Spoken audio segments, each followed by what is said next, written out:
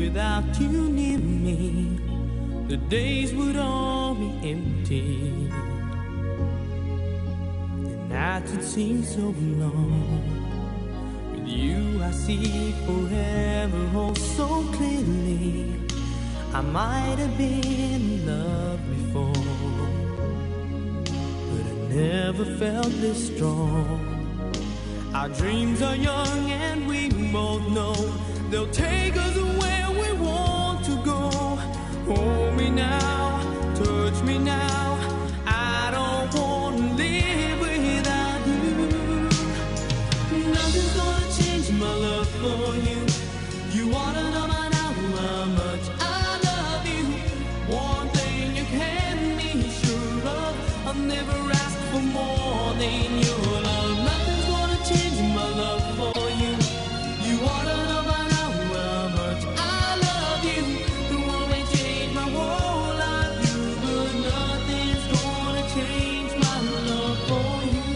Oh my goodness, it almost brings a tear to your eye, doesn't it? On this day in 1988, Glenn Medeiros, who?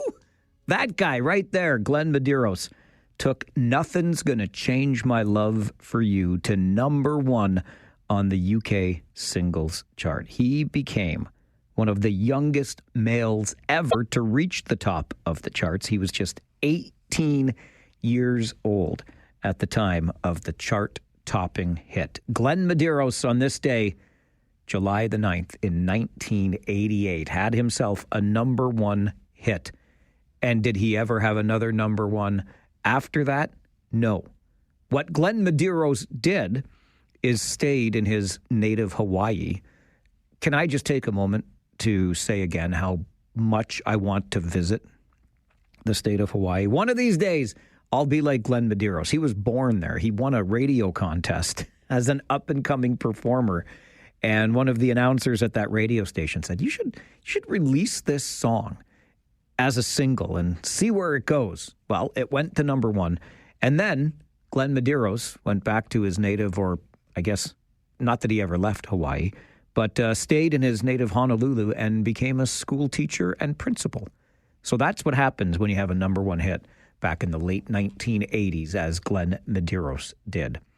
Good Wednesday morning to you. Good morning especially to my 9 a.m.ers. Love having you along as we start the show. A reminder, that song we just heard, as you might have guessed because of its romantic nature, appeared on the soundtrack of many a soap opera back in the 1980s, including The Young and the Restless. That reminds me of our theme this week for All Request Friday. Every Friday, we'll play a little bit of your favorite song, and you can make that request on our All Request Friday. But this week, the theme, not TV, but movies, movie soundtrack songs. Those are the songs that we will play for our All Request Friday this week. So you can get your requests in anytime when you call into the station to talk about one of the issues we're talking about, or you just want to call in a request ahead of time, you can do that, or drop me an email, mike@570news.com. We are getting some interesting requests already from not only movies I've not heard of, but the songs from them. So should be an interesting mix of music on All Request Friday this week when we play your favorite movie soundtrack songs. 1, 2, 3, 4, 5, 6, 7, 8, 9, 10. This is not from a movie. However, it is the introduction from Sesame Street to our Farwell 5 on the program. Number one, how does 9 towers and 2,600 units of housing sound to you? That is what's being proposed on Lancaster Street in Kitchener near Guelph Street, where Hog Fuel and Supply has operated for more than 70 years. The proposal would require official plan and zoning amendments from the city. One access to the 9-tower complex would be on Lancaster Street, another on Guelph Street. The project would include more than 2,300 vehicle parking spots and 1,300 bicycle parking spots. The proposal will be the subject of an online information session on July the 30th. You can access that info session through the city's website at kitchener.ca. Number 2, it's getting hot in there. If there is a building at Conestoga College in Kitchener or Milton, the union representing support staff is accusing the school of turning down the air conditioning as a cost-saving measure. The school is yet to respond to the claim. Number 3 on your Farwell Show 5 this morning, better late than never for a new pedestrian bridge that helps people cross Highway 7-8. The new bridge connects the Chandler-Mowat area to Avalon Place over near Highland and Sterling. The bridge was officially opened with a ceremony yesterday, but it's been unofficially in use for a couple of months now. Despite the delays in finishing construction, an engineer on the project says it did not go over budget. The bridge, paid for by the region, the province, and the feds, cost $9.5 million. Number 4, Ottawa is expected to miss its self-imposed deadline to implement $10 a day childcare nationwide by next year. The program was a signature policy of former Prime Minister Justin Trudeau in 2021, but the Canadian Centre for Policy Alternatives released a report today that says while most provinces have made progress in getting childcare fees down, only 6 provinces and territories are meeting the $10 per day target. And number 5 on your Farwell Show 5 this morning, nominations now open for the 2025 WRCF Community Awards. The Waterloo Region Community Foundation recognizes individuals and organizations in the community who have demonstrated their commitment to Waterloo Region and who align with WRCF's vision. Nominations can be made in 3 award categories: Community Catalyst, Organizational Goodness, and Social Infrastructure Champion. Nominations close next Wednesday, July the 16th. You can learn more at wrcf.ca. And that is your Farwell Show 5 for this Wednesday morning. A break, and we're back with your morning wake-up call. This is the Mike Farwell Show, 570 News Radio and Rogers TV.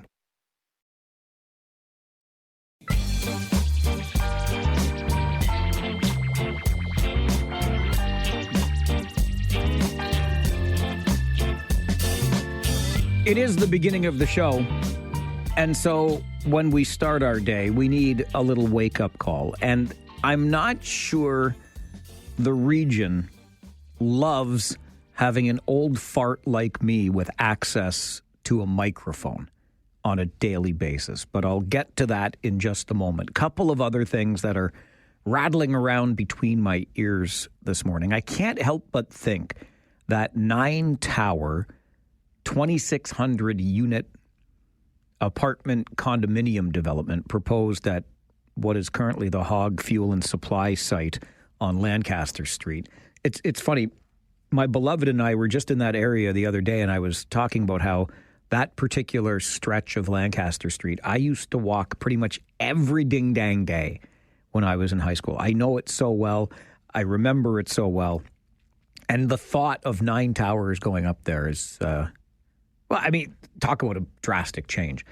I wonder if this might just be an effort to get the zoning changed there and then move or flip the land. I don't know. But it's just that's a big development for that area, which has already got considerable housing. It'll be interesting to see what comes of that. And then I will acknowledge in saying this, that it's not me who's enduring the discomfort of a muggy office place. So while acknowledging that, I wonder when it comes to this story about Conestoga College and how it's managing its HVAC in the summer months and how the staff on site are feeling about it. I mean, is this just something that's uncomfortable, or is it really preventing people from getting their work done? I struggle with this. I do.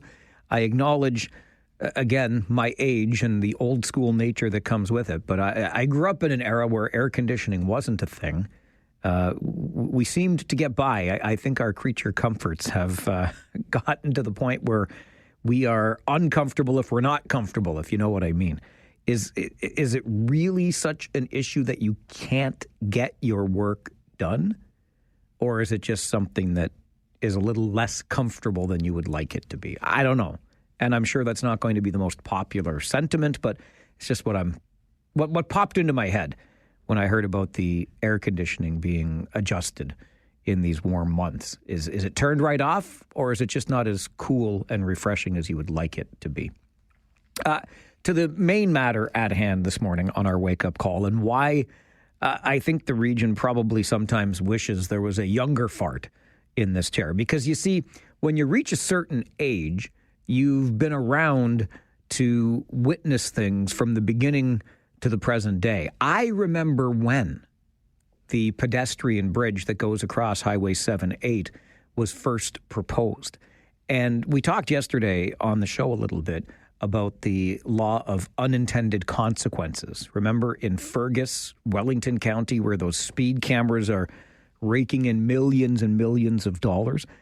Neighbors in a Fergus neighborhood where a speed camera is in effect are complaining that drivers are now coming into their neighborhood and driving recklessly through the neighborhood in a bid to avoid the speed camera on Bellside Avenue in front of the school. So it's really interesting. Unintended consequence, but the neighbors in the area are saying, yeah, you may be getting people right off the road where the speed camera is, but now they're coming into our neighborhood. They're not obeying stop signs. It's just a big mess. When the pedestrian bridge over the Highway 78 was first proposed, there was some controversy attached to it because some folks believed that there was going to be an increase in crime in their neighborhood, thinking that the criminals, so to speak, would come from one side of the bridge into the other neighborhood, do their stealing, and then run back across the bridge with ease and take the stuff they stole back to their neighborhood. I'm not about to throw any neighborhood under the bus, but there was even a Kitchener City Councillor of the day back in 2017, 2018 that rose this issue and took it right to regional council to suggest that, hey, you finish this bridge and we're going to have more crime in this neighborhood that I am the councillor for.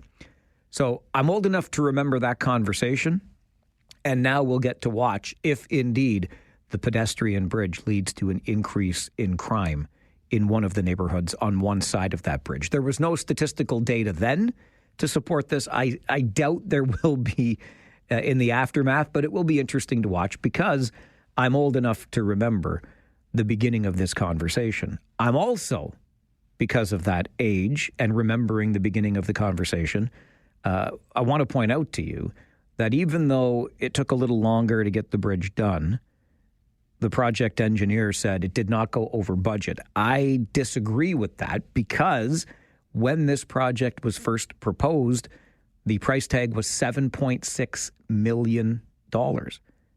As finished today, the price tag was $9.5 million. So you do the math, that's a $1.9 million overage on a $7.6 million project. Or to put it another way, a 25% overage. Maybe in government, that's not over budget. But from where I'm sitting, you went 25% over budget. This is the Mike Farwell Show on 570 News Radio and Rogers TV.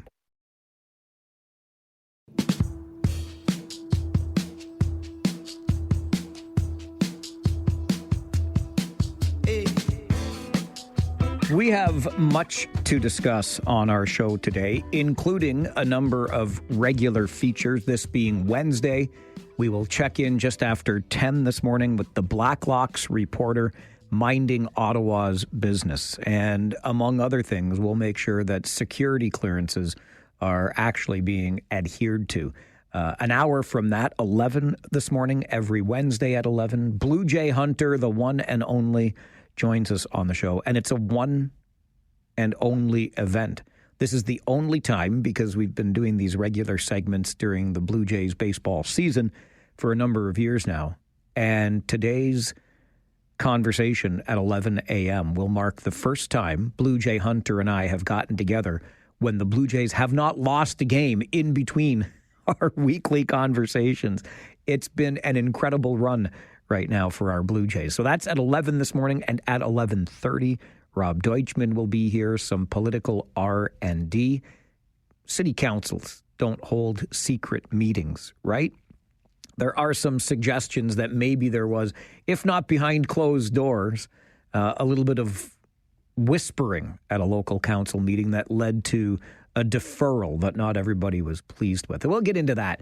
We always find out how the sausage is made with political R&D with Rob Deutschman. That's coming up at 11:30 this morning. I wanted to make note of a judge in the case of a terrible crash in Wellesley Township. We like to get on the well, I always hesitate. It's not a justice system, in my opinion. It's a legal system. We get on the case of the system quite often, but my hat goes off to Justice Carrie Catch, who, in this particular case, I think got it right. It's not easy. You don't want to see people's lives upended and, impacted for a long period of time. But in this case, what we had was back around Thanksgiving 2022, 25-year-old man driving a vehicle at a high rate of speed near the village of Linwood, passes against the double solid line, not realizing that they were kind of at a crest in the road. And wouldn't you know, as you summited that crest, on the other side coming the opposite direction was a 53-year-old man on a motorcycle. Head-on collision. Somehow, miraculously, the man on the motorcycle survives, but he has suffered such significant injury, he can't work anymore. His life has been changed forever. The 25-year-old man who had been driving the vehicle that passed a truck, the truck was already doing 95. So how fast did you think you needed to be going when the limit's 80? You go out and pass against the double line. This young man, 25 years old, driving the vehicle that caused the collision, had already been charged with speeding 4 times and clearly never got the message. His defense counsel was asking for 2 years of house arrest, but the judge, Carrie Catch, in this case said this message can only be meaningfully achieved by means of actual incarceration. And so the man will have a 6-year driving ban and go to prison for 1 year. I think it's the right call in this. You want to send the message in a meaningful way by means of incarceration. And so that's what's happened. I think they got it right on this one. This is the Mike Farwell Show, 570 News Radio and Rogers TV.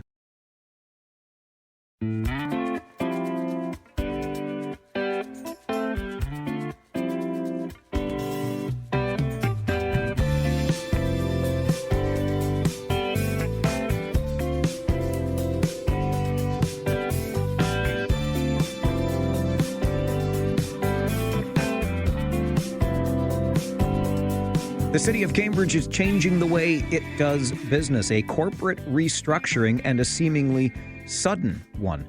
A memo going out on Friday, the 4th of July, and the changes, including the creation of an entirely new department within the city, taking effect this Monday. Many were caught off guard by the move. Some have described it to me as unsettling. So let's find out what it's all about as we're joined by Cambridge Mayor Jan Liggett, who made the decision to move forward with this restructuring. And I guess, Mayor Jan, we could start right there. Why did you think this reorganization, this redistribution of duties within the corporate structure of Cambridge was necessary?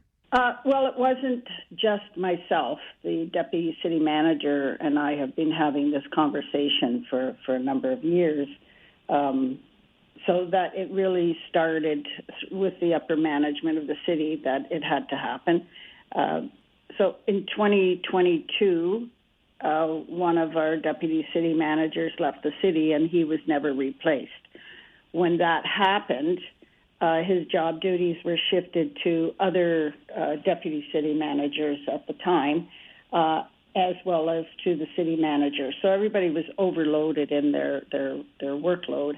I'll give you an example. A city manager relies on those in that next level to inform him or to lead the city for him, and he's an overseer or she is an overseer of the city in that administration field. So by the time this is all done and changes had happened to accommodate it, the city manager had 11 direct reports, which is unheard of. And in the current, as of Friday, the deputy city managers, one deputy city manager had 40 staff and another had over 400. So it's very difficult to look after 400 people underneath you and make sure things are being done in a timely fashion. Everybody is dedicated. There's not one person that I know of within the city who isn't dedicated in the service to the public. So our job or our intent was to do that in a better way. So it's just been an evolving conversation. How does this reorganization benefit residents of Cambridge? Well, that's an interesting question. Our job is to serve the public, so provide services for the taxes.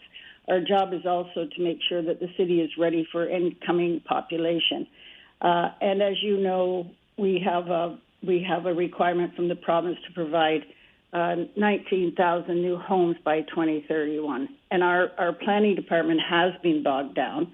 We have created new systems within to try to accommodate that. But by reorganizing that particular department, it frees up the leadership in that department to make sure that everything happens in a timely fashion.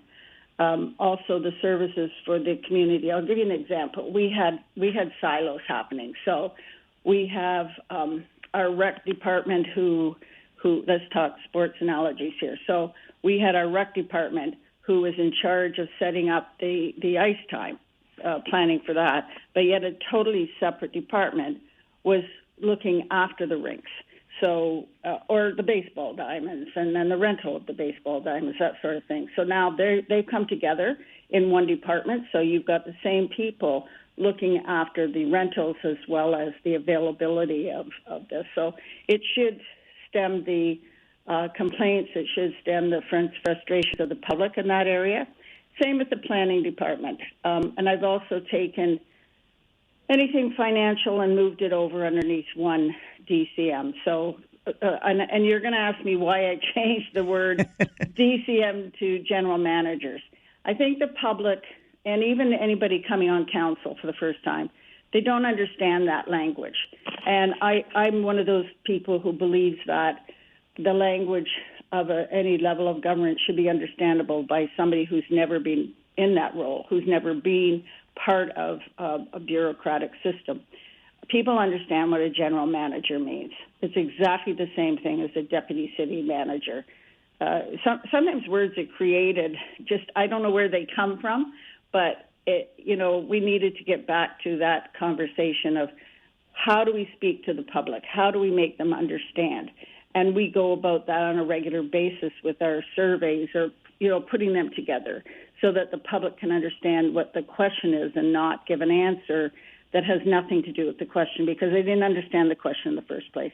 So that was one of my first steps. And we're not the only city that's doing that. A lot of other cities call them general managers as well. We're in conversation with Cambridge Mayor Jan Liggett, who led a shakeup of the internal corporate structure at the city of Cambridge. As we take a quick break, we'll come back and continue the conversation, learn more about why the rest of council was not involved in arriving at this new corporate structure, being a part of this reorganization, and why it came so suddenly, that timeline so short with the memo going out to staff on Friday and the changes taking effect already this week. Stay with us as we continue our conversation with Cambridge Mayor Jan Liggett here on the Mike Farwell Show. This is 570 News Radio and Rogers TV.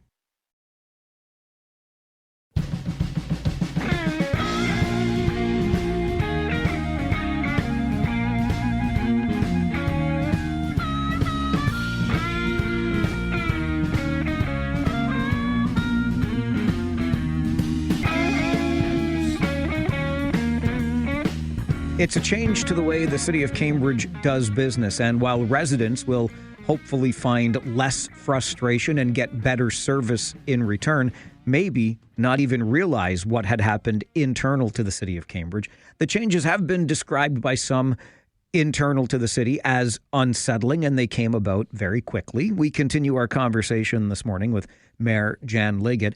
And Mayor Liggett, you explained earlier that it was not you alone who came up with this idea or made the final decision. It was in conversation with that corporate leadership team, but it did leave out your fellow councillors in that governance body for the city. Why was the rest of council left out of this decision? Sometimes when you come on council, you don't understand your role. You don't understand your responsibilities under the Municipal Act. And that was something that I didn't have that responsibility until the strong mayor powers came into being, that legislation. That was never my role to do that. Council has a job to do. They need to stick to that, the political end of it, the decision-making. But when it comes to the administration, council does not play a role in it. I know they'd like to, but they can't. And there's that, it's sort of the division of church and state. I didn't have that role once that legislation came in. Now it was put on me to be part of that. So I've been part of the corporate leadership team since I became mayor, so I've been privy to everything within the city that council doesn't know. And it's sort, the role of mayor under the Municipal Act is completely different from councillors. And sometimes councillors think they should have the same role that a mayor has, but there's a reason why that doesn't happen. So if I have the advice coming through the experience of the city manager and then the general managers and then all the directors underneath that, that's a lot of people. These are the people who are experienced in what they do. They know what changes should possibly be made. So when I went on this journey, I went to everybody individually and I said, if you were to reorganize the city based on your experience and your day-to-day role and the brick walls that you run across and the lack of communication, or let's say the silos that are there, what would be your dream reorg for the city? But qualify it. Tell me why you think that way. And I want to know the budget implications.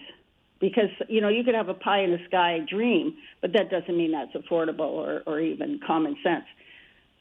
So I had a number of people who advised me, and I did not want council being part of that because they don't understand or they don't have that same knowledge I have from being on the corporate leadership team of what potential problems we have, because some councillors think there's a problem in an area when there's not really a problem in that area. They're frustrated because they may not be able to have things happen the way they would like them to happen. So if I add the voices of 8 other people to that becomes a cacophony in my ears, and I would never have been able to get through that. And then I would have alienated some of the councillors, and there would have been infighting over what should be done, and one would have thought that I was favoring one's ideas over another. So it was I thought about it, but then I thought, no, that would just be inviting trouble. It sounds like that's the way council usually operates. When there is a collective making decisions, there might be some frustration over somebody's ideas getting favored over others. So was this just an instance, Mayor Jan, where you wanted to eliminate that layer? No, it's not that I wanted to eliminate. I didn't want to open the door to it. I think there's a difference in that. And council, when they make those decisions, that's part of their role. This was not their role. Why the short time horizon from the memo going out on Friday to the reorg taking effect this Monday? Well, our city manager currently is leaving the end of August. We are in the middle of the job search currently for him. With that short timeline, we have to have everything in place for that new city manager. So part of the reorg isn't taking effect until later this month. There's a short time frame in which to have everything in place everybody in their new positions or under their new departments, let's say, before that happened. So I had a date, like a calendar where I had to do things by a certain date. So whether it happened on the Friday or a Tuesday or Wednesday or a Friday of the following week wouldn't have made a difference. It had to happen at some point in time. So once I had informed, I made a call to each councillor to let them know. Some of them didn't call me back. Some have still not called me back about the phone call. And I wanted to inform them before the staff were informed of any of the new positions, because out of respect for council, I thought they should know before the staff that may be affected. Mayor Jan, as always, we appreciate your time on the show. Thank you very much for being here today. Oh, thanks for inviting me, Mike. Bye. Bye-bye. Cambridge Mayor Jan Liggett joining us to talk about a rather, or at least seemingly sudden, reorganization of the corporate structure within the city of Cambridge. It was something that Mayor Liggett exercised her strong mayor powers to undertake, and with the memo going out on Friday, the reorg, as you heard in the tail end of that conversation, effective this week. I'll be honest with you, I don't love strong mayor powers. Generally, this might be an example of another reason why. Councils are there as a governance body for the corporation of a municipality. And in this case, I understand that the strong mayor powers allow for it, but the entirety of that governance body was left out of the equation. Mayor Liggett obviously has her reasons for that.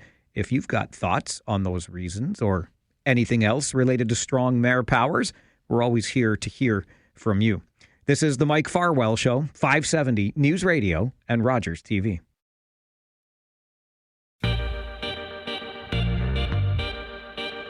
A few minutes away from 10, your update at that time in the 570 News Center, but more on the reorganization of departments, including the creation of a brand new department within the corporation of the city of Cambridge, a move made by Mayor Jan Liggett, exercising her strong mayor powers in conversation with the corporate leadership team, but excluding the voices of her fellow councillors around the horseshoe. Let's go to the phones. Dave is with us. Good morning, Dave.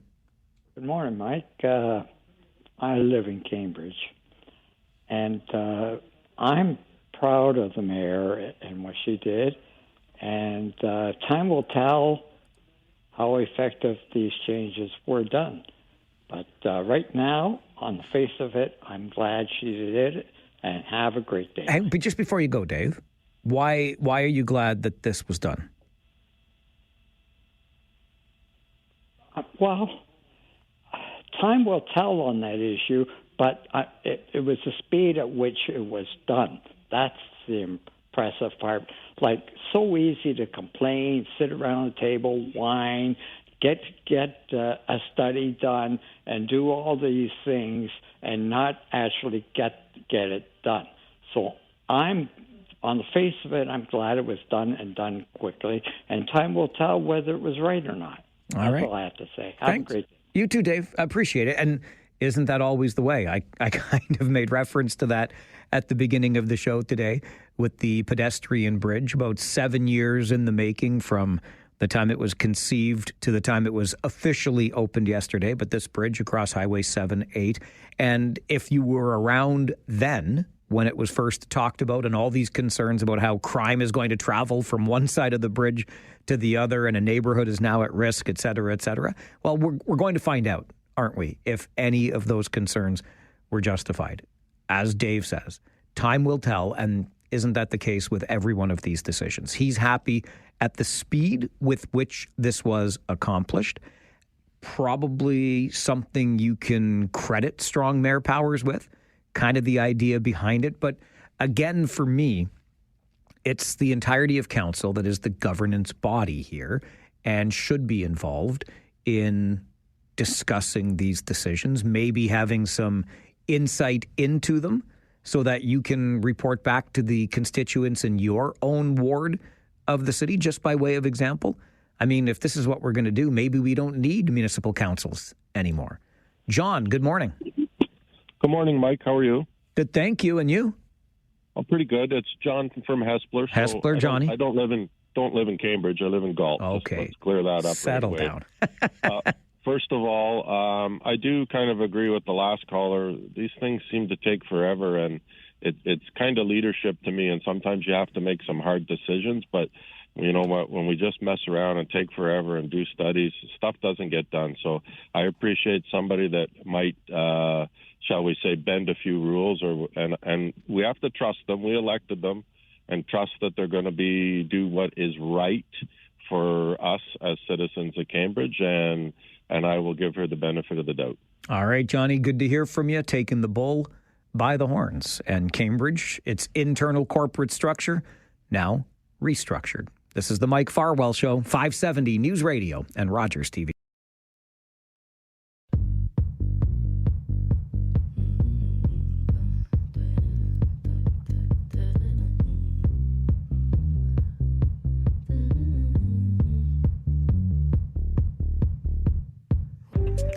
Every Wednesday morning at this time, we check in with the Blacklocks Reporter, which is the only reporter-owned and operated newsroom covering our nation's capital with neither politics nor punditry. Tom Korski is the managing editor there, joins us for these conversations. Tom, good morning. Morning, Mike. Has Canada's chief archivist gotten into the business of whitewashing our nation's history? It's not a good look, is it, if you're in the archives or history business? This is, the chief archivist is a lady by the name of Leslie Weir, used to be a librarian at the University of Ottawa, and she got this job. Pays six figures. Oh, more than that, $243,000 a year. That's a living. And she's also a member of the Historic Sites and Monuments Board. We see through access to information, the board has been busy, not celebrating Canadian history, but reviewing more than 2,000 historic designations that go back more than a century to reassess, let's call it historical revisionism, but reassess historical designations of yesteryear from the lens of racism, colonialism, and patriarchy. But Archivist Weir went further. On the basis of a single complaint, this is on the level, a single complaint from, of all people, a Toronto Star reporter, Jacques Gallant, God bless him. He's not a historian, but he had pull. She ordered staff to go through thousands of web pages at the Library and Archives Canada website, over 7,000 pages. She said, I want to remove all the offending comment. I feel very strongly about that, quote, end of quote, she wrote in a staff email. This is urgent. This is an enormous undertaking with over 7,000 web pages. Staff are saying, we see this through staff emails.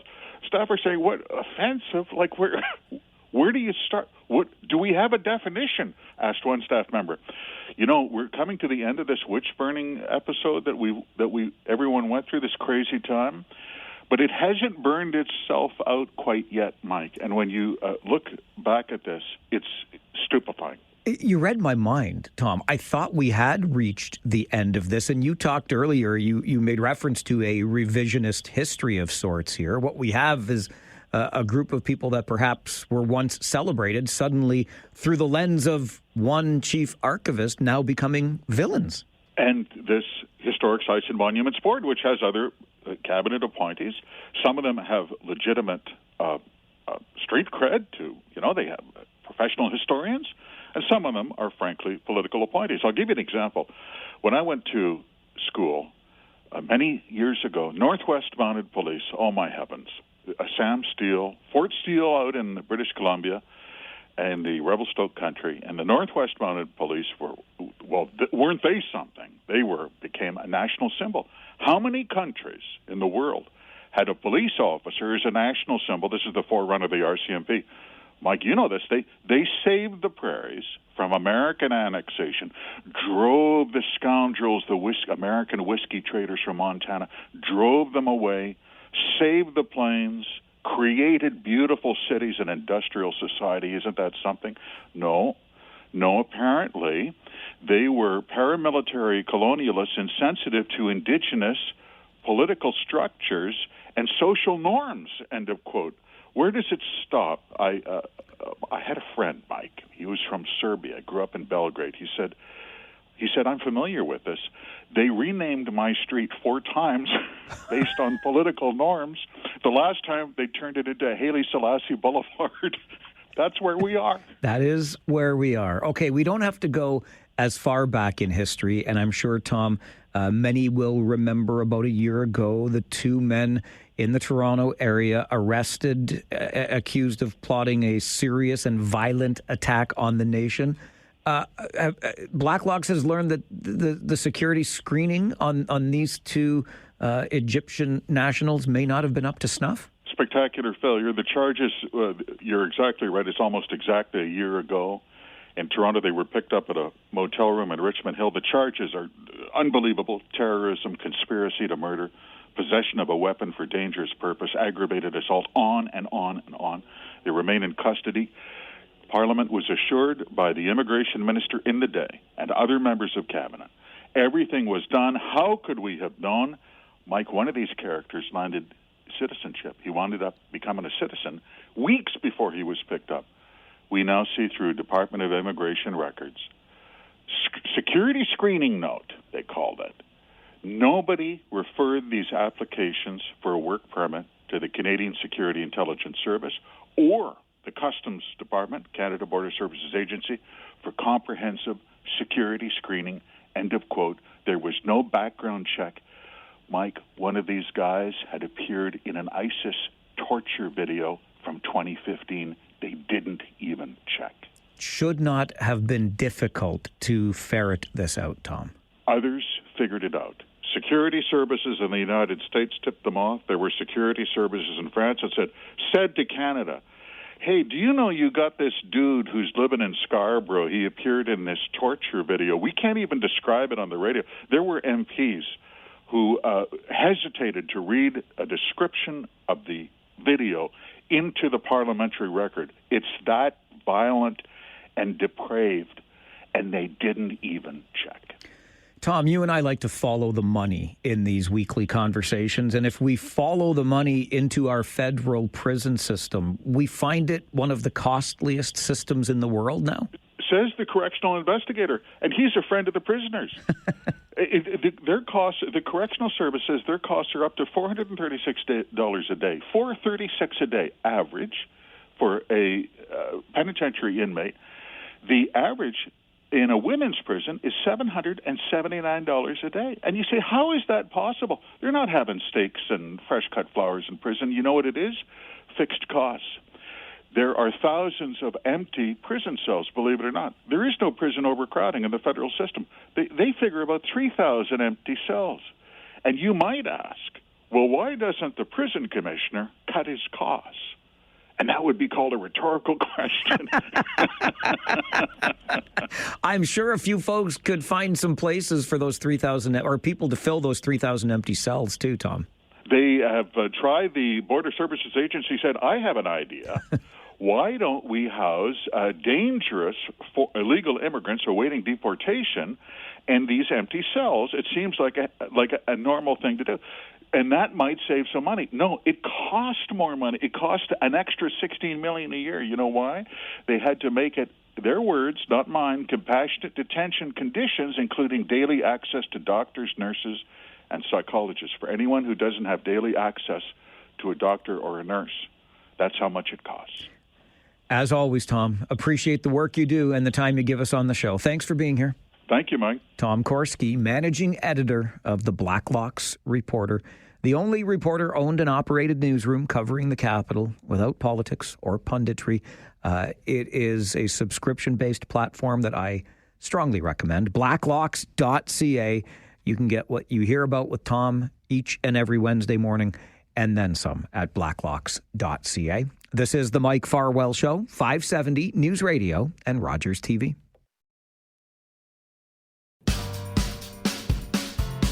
Imagine suffering from a debilitating condition that prevents you from going about your daily duties at the job you once had. And the only way you can get relief from this condition, which has been diagnosed, is to travel to Italy, where this life-changing treatment can be administered, but you can't get it here. That is what currently is the story of Amy McEwen, who joins our show this morning to talk more about it. Amy, good morning. Good morning, Mike. How are you? I'm all right, thank you. How are you? I'm very well, thank you. Good. Thanks for having me on your show. I'm happy to do it and get the chance to hear more about this story of chronic regional pain syndrome, or CRPS. How did you originally end up with this syndrome?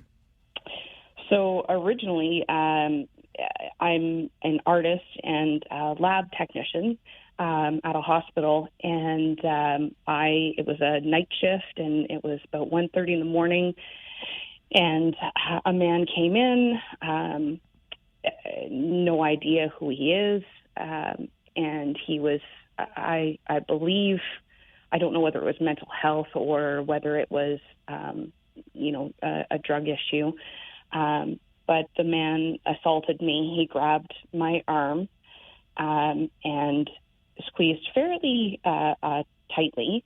It took a nurse to take his fingers off one by one.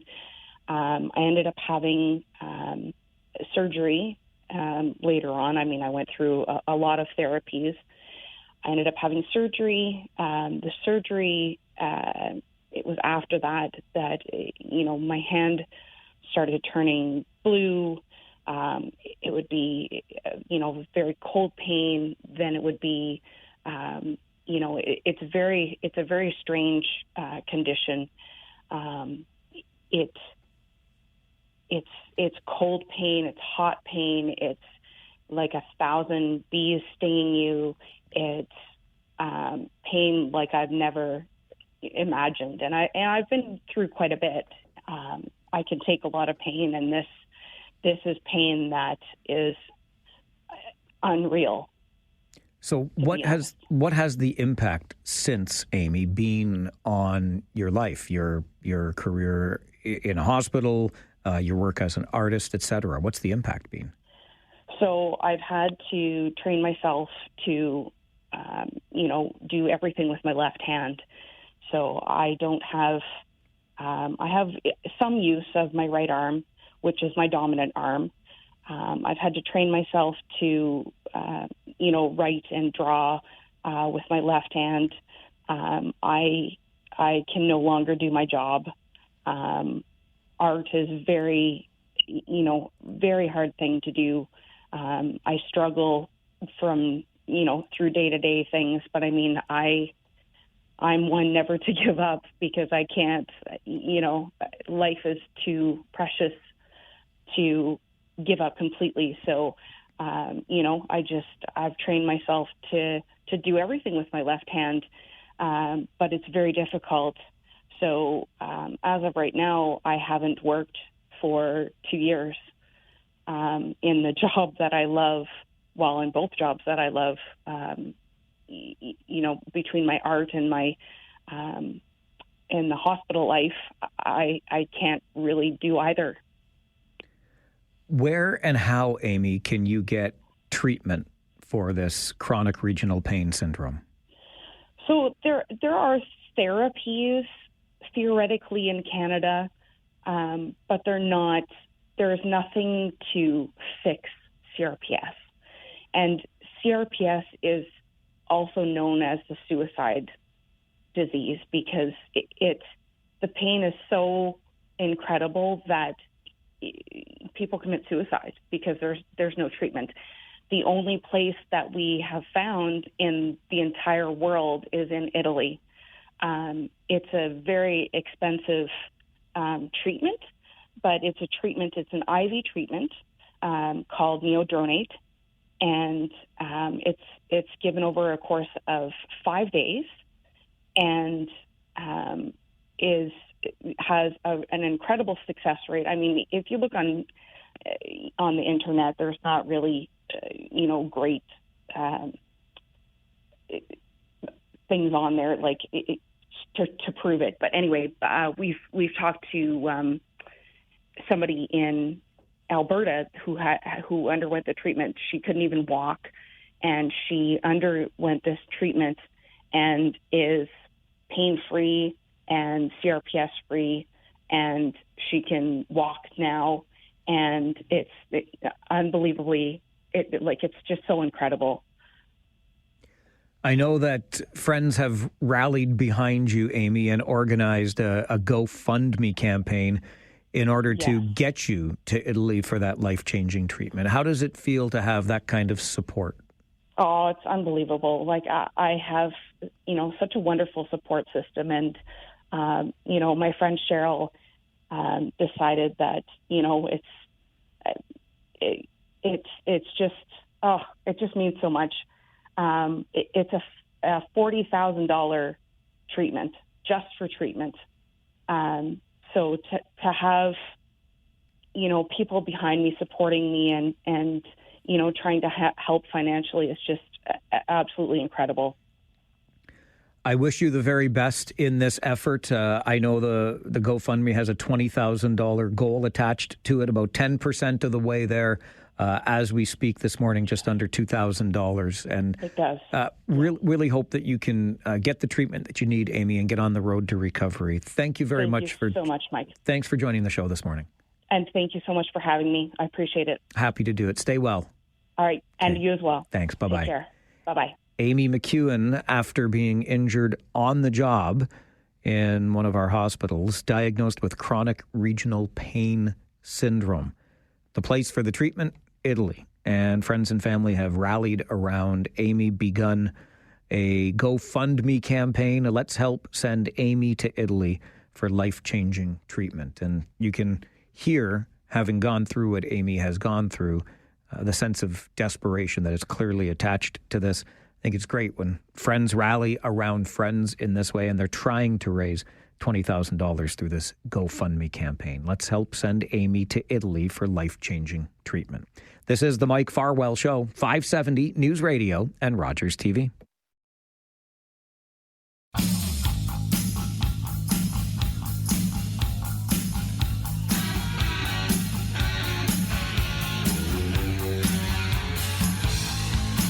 It's certainly not something you see or hear every day, but you may have heard it at Bellwood Lake this past weekend. The Big Rig floating burger stand. That's right. I don't make this stuff up. It looks exactly, well, not quite full on Big Rig. It's not an 18-foot tractor trailer or 18-wheeler by any stretch. However, it is a big truck in the water. It's kind of like right out of James Bond. And it's got the horn that you would expect on a big rig, letting you know that it is on the way. If you missed the Big Rig floating burger stand on Bellwood Lake this past weekend, don't worry about it. It's scheduled to be back in about a month's time on the August 9th, 10th weekend, which is the weekend after the August long weekend. And this floating burger stand is making the rounds of Ontario lakes this summer. So don't be caught too off guard. I'm sorry, neither Daniel Craig nor Pierce Brosnan will be stepping out of it, but the Big Rig floating burger stand is traversing Ontario lakes, perhaps one near you, having just been at Bellwood Lake this past weekend and scheduled to come back 1 month from now. I'm going to get you to the 570 News Center for an update. And then it started out as a group of friends who wanted to do something positive for the community. I think it has gone beyond even their wildest expectations initially, but we'll find out as we meet a couple of them coming up on the Mike Farwell Show. This is 570 News Radio.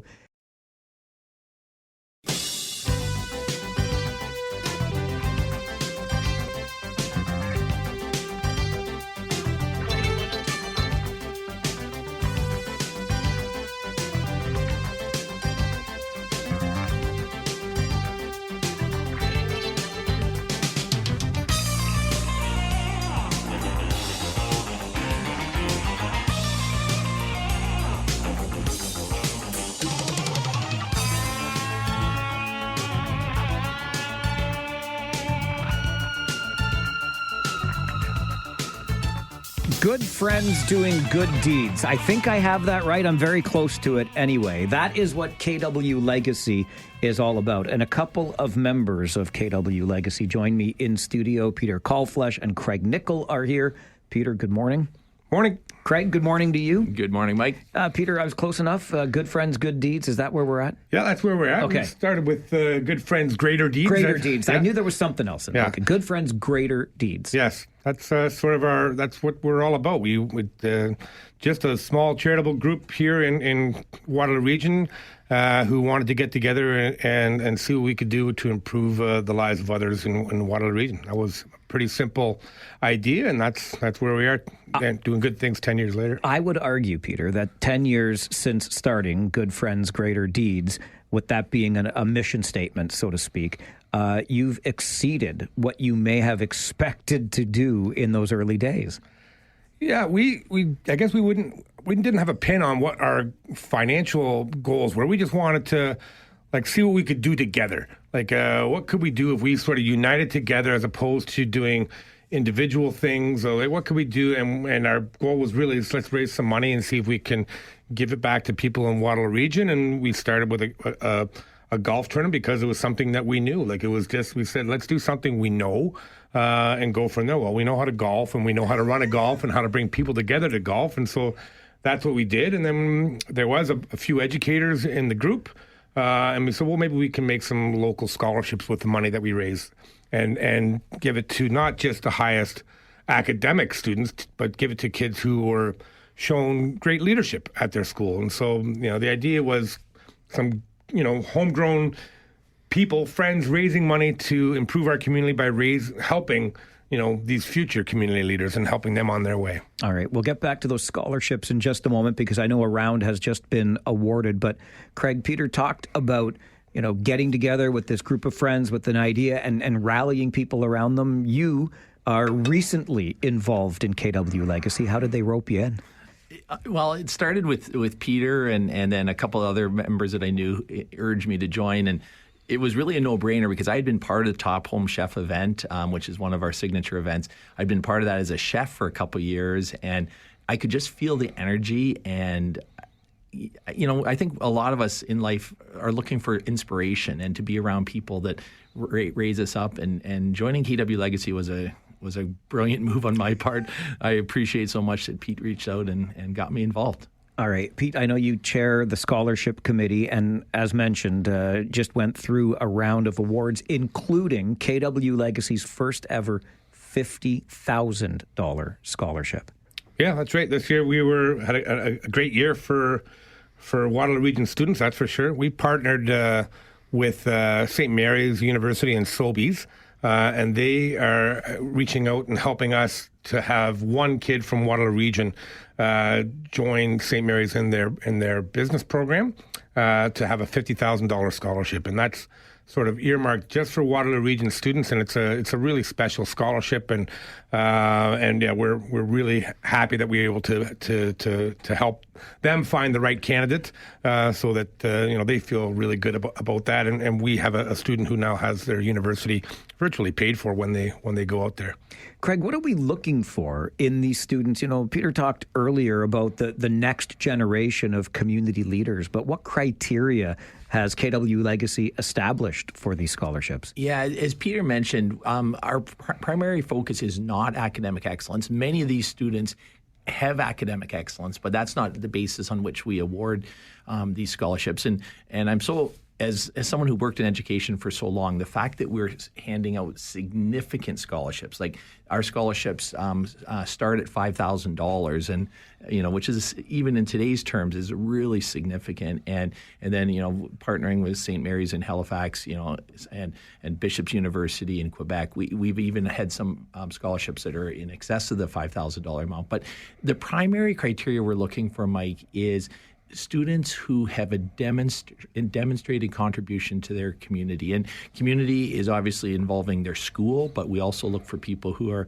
making contributions to the broader community outside of their school. And from there, we're looking for people who have a commitment to carry on that contribution into later parts of their life. How much so far, Peter, sum total of scholarships awarded? Well, I can tell you this year we did 11 scholarships for a value of $149,000 this year to Waterloo Region students only. And we're just so proud of that, like through our sponsors and all the people who support us to be able to provide for these kids. And certainly the students and the families are really full of gratitude and that we work with them in the schools as well. And but we are now well into $1.2 million over the last 10 years of scholarships, and again, only through the significant contributions of our sponsors and our guests who come to our golf event. But we are so proud to collaborate with them so that we can provide these for our schools and our kids. 1.2 million awarded over 10 years. Absolutely incredible numbers. And Peter mentions that golf tournament, Craig. I know it's July, but you, I'm sure, are already planning for this September's tourney at Conestoga Golf Club. Yes, it's the committee that works on that literally works year-round in terms of connecting with past sponsors, finding new sponsors, working with all the different people who support the tournament. And it's an incredible event. I've been part of the tournament for a few years now, and it's a great time, which is part of our motto is, good friends and great deeds. So we have great times out there, but I think what makes it so exciting is how much good comes out of all that fun. And the fact that we can, award over $100,000 of scholarships on an annual basis makes such a difference to kids. And one of the things, Mike, I just want to make sure we mention is that these scholarships are available to both members of the public school board and the Catholic school board. We service both our local school boards. Do you guys get any downtime over the summer now for a little bit? I think this is, our scholarship committee, this is our downtime where we get to reflect after a full year cycle, and we will get together and look to improve in certain areas, and then the whole cycle will start up again in September for the scholarship committee. And then those, the guys who are running the golf tournament, those are the guys who are creating the funds. We are just the distribution end.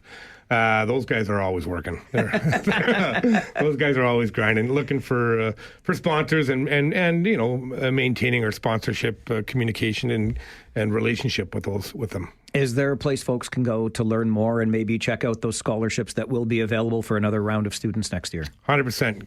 kwlegacy.com is sort of the one-stop website for everything. And in there you'll see an FAQ for scholarship kids who are looking to... If you're in grade 11 or going into grade 12 next year, I'd stop there for sure as a Waterloo Region student and see if you're a community leader. There is a lot of scholarships that we are willing to provide and want to help you with. So the questions are there, and certainly there's an email where you can send any questions or concerns or thoughts or ideas so that we can, meet those expectations. And if you're a sponsor and you're interested, same for you. Please check out our website and see if we can collaborate with you to help you and your organization, and you can see yourself in our fundraising for our community. kwlegacy.com. I strongly encourage you to check that out. Partner as a sponsor, students, parents of students, check it out for any possibilities there. I was saying just before we went on the air, fellas, that how much I love this story. I remember sitting on a patio at a restaurant in Waterloo when this was just the idea was being conceived, and it was what you've accomplished in 10 years. I just love the whole grassroots nature of it. Old high school buddies and friends in the community coming together for these greater deeds. Great job. And I'm either going to have to learn to golf because I'm such a lousy golfer. There's no point in me being on the course. Maybe I can be a water boy, a caddy for one of you guys in September. I don't know. I'm sure Mike Denham needs somebody to hold his club. Anybody but him. Nickel, I'll hold yours, okay? Yeah, sounds good. Keep up the great work, guys. Thanks for being here. Oh, thanks so much, Mike. Thanks, Mike. Peter Kalflesh and Craig Nickel, kwlegacy.com. Check it out. More than $140,000 in scholarships awarded just this year. $1.2 million over the past decade by KW Legacy. Good friends, greater deeds. This is the Mike Farwell Show, 570 News Radio and Rogers TV.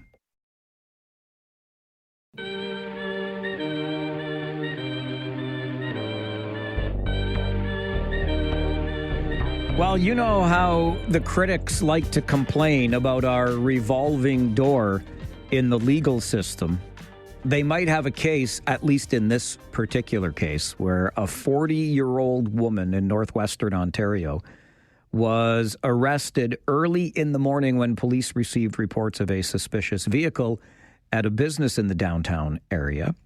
That led to the arrest of the individual and the seizure of some illicit drugs.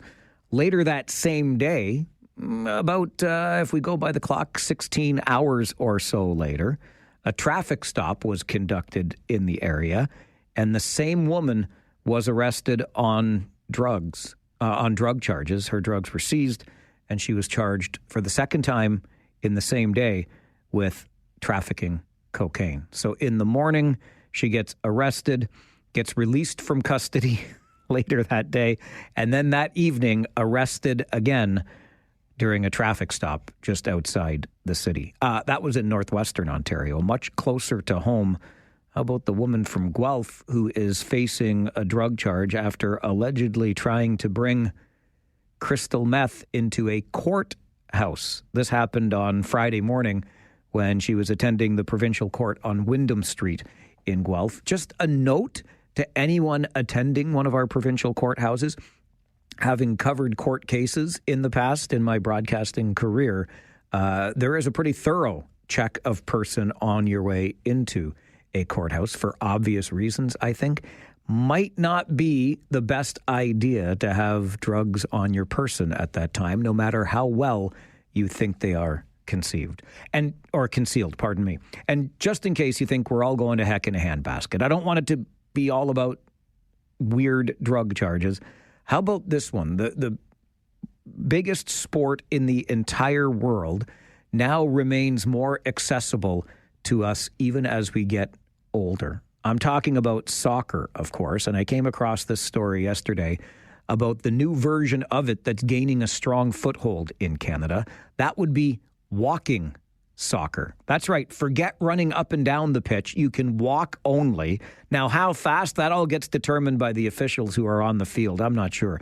They play with a shorter field and a bigger net, but you cannot kick the ball more than 2 meters in the air, and you must walk as you play the game, not run. This is getting so popular. It's operating out of Toronto right now, but a gentleman from nearby Stratford makes the 3-hour trip at least once a week to get to the Walking Soccer Club in Toronto and play the game with his friends. I don't know if it's 3 hours from Stratford to Toronto. It might be 6 the way traffic goes these days. But listen, I'm that guy that could probably use walking soccer instead of the running version. But maybe we should find a different sport. Like walking soccer. Really? Apparently it's getting pretty popular. First there's pickleball. Now there's walking soccer. This is the Mike Farwell Show, 570 News Radio and Rogers TV.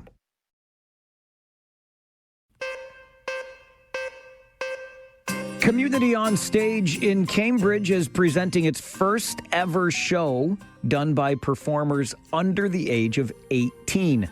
Peter Pan, a musical adventure, opens on Friday, July the 25th. Marley Sullivan is the director of the show. And Charlie Perry will play the role of Mrs. Darling. Let's start with you, Marley. How do you approach directing a show about an iconic character like Peter Pan?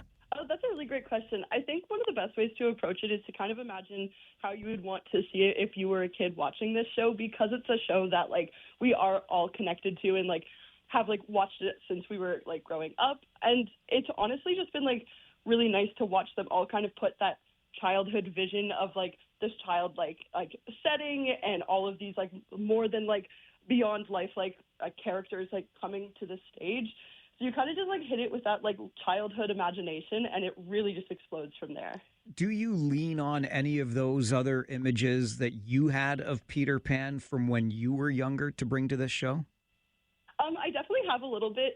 I have very fond memories of the character of Peter Pan, so I feel like I've really leaned heavily into that, as well as like how I always imagined the character of Wendy growing up as like kind of this like motherly, nurturing, like over the top, just like loving older sister character. So I've really leaned heavily into that of what I've imagined as a kid. But I would definitely say I have probably let the Pirates and the Lost Boys and the Never Nevers kind of have a lot more fun creating what those characters feel like today. Charlie, as a young actor, How do you approach that role? It is definitely a challenging role that I have had, as it is a role that is much more beyond my age. But I have just been taking inspiration from my own parents and my mother and bringing that into my performance, and just really channeling the nurturing mother that Mrs. Darling is. This is going to be the first opportunity for Community on Stage and its youth division to put on a show. Performers under the age of 18. Charlie, how did you get involved in stage acting so young? I did my first show when I was 8 years old, and I just happened to see an audition pop up that were looking for kids, and I just put myself out there and then got the chance to do it, and I've been doing it ever since, and I look for every opportunity that I can get. And it is hard to find theater when you are younger, so this is a great opportunity for youth to get involved in the theater community. Marley, Peter Pan, a musical adventure. The curtain rises on July the 25th. What do we need to know about the show? It's going to be such a fun show. All of the actors are incredible. We have such a talented cast of beautiful singers, amazing dancers, and talented actors. So you need to know that it's going to be a really fun time and something you definitely don't want to miss. That first show on the 25th is at 12:30 p.m. The price, $25. This takes place at the Cambridge Arts Theatre on Water Street, and you can find tickets at communityonstage.com/tickets. Marley, Charlie, as they say, break a leg, and thank you very much for joining the show today. Thank you so much. Thank you. Marley Sullivan, Charlie Perry joining us to talk about Peter Pan, a musical adventure put on by Community on Stage and its minor ensemble. All performers under the age of 18. Just another one of the excellent arts offerings in our community. The curtain rises on the show July the 25th. We'll take a break, get you an update from the 570 News Center. And then who doesn't want to talk about the Blue Jays right now? Hot as hot can be. Blue Jay Hunter joins us next on the Mike Farwell Show, 570 News Radio and Rogers TV.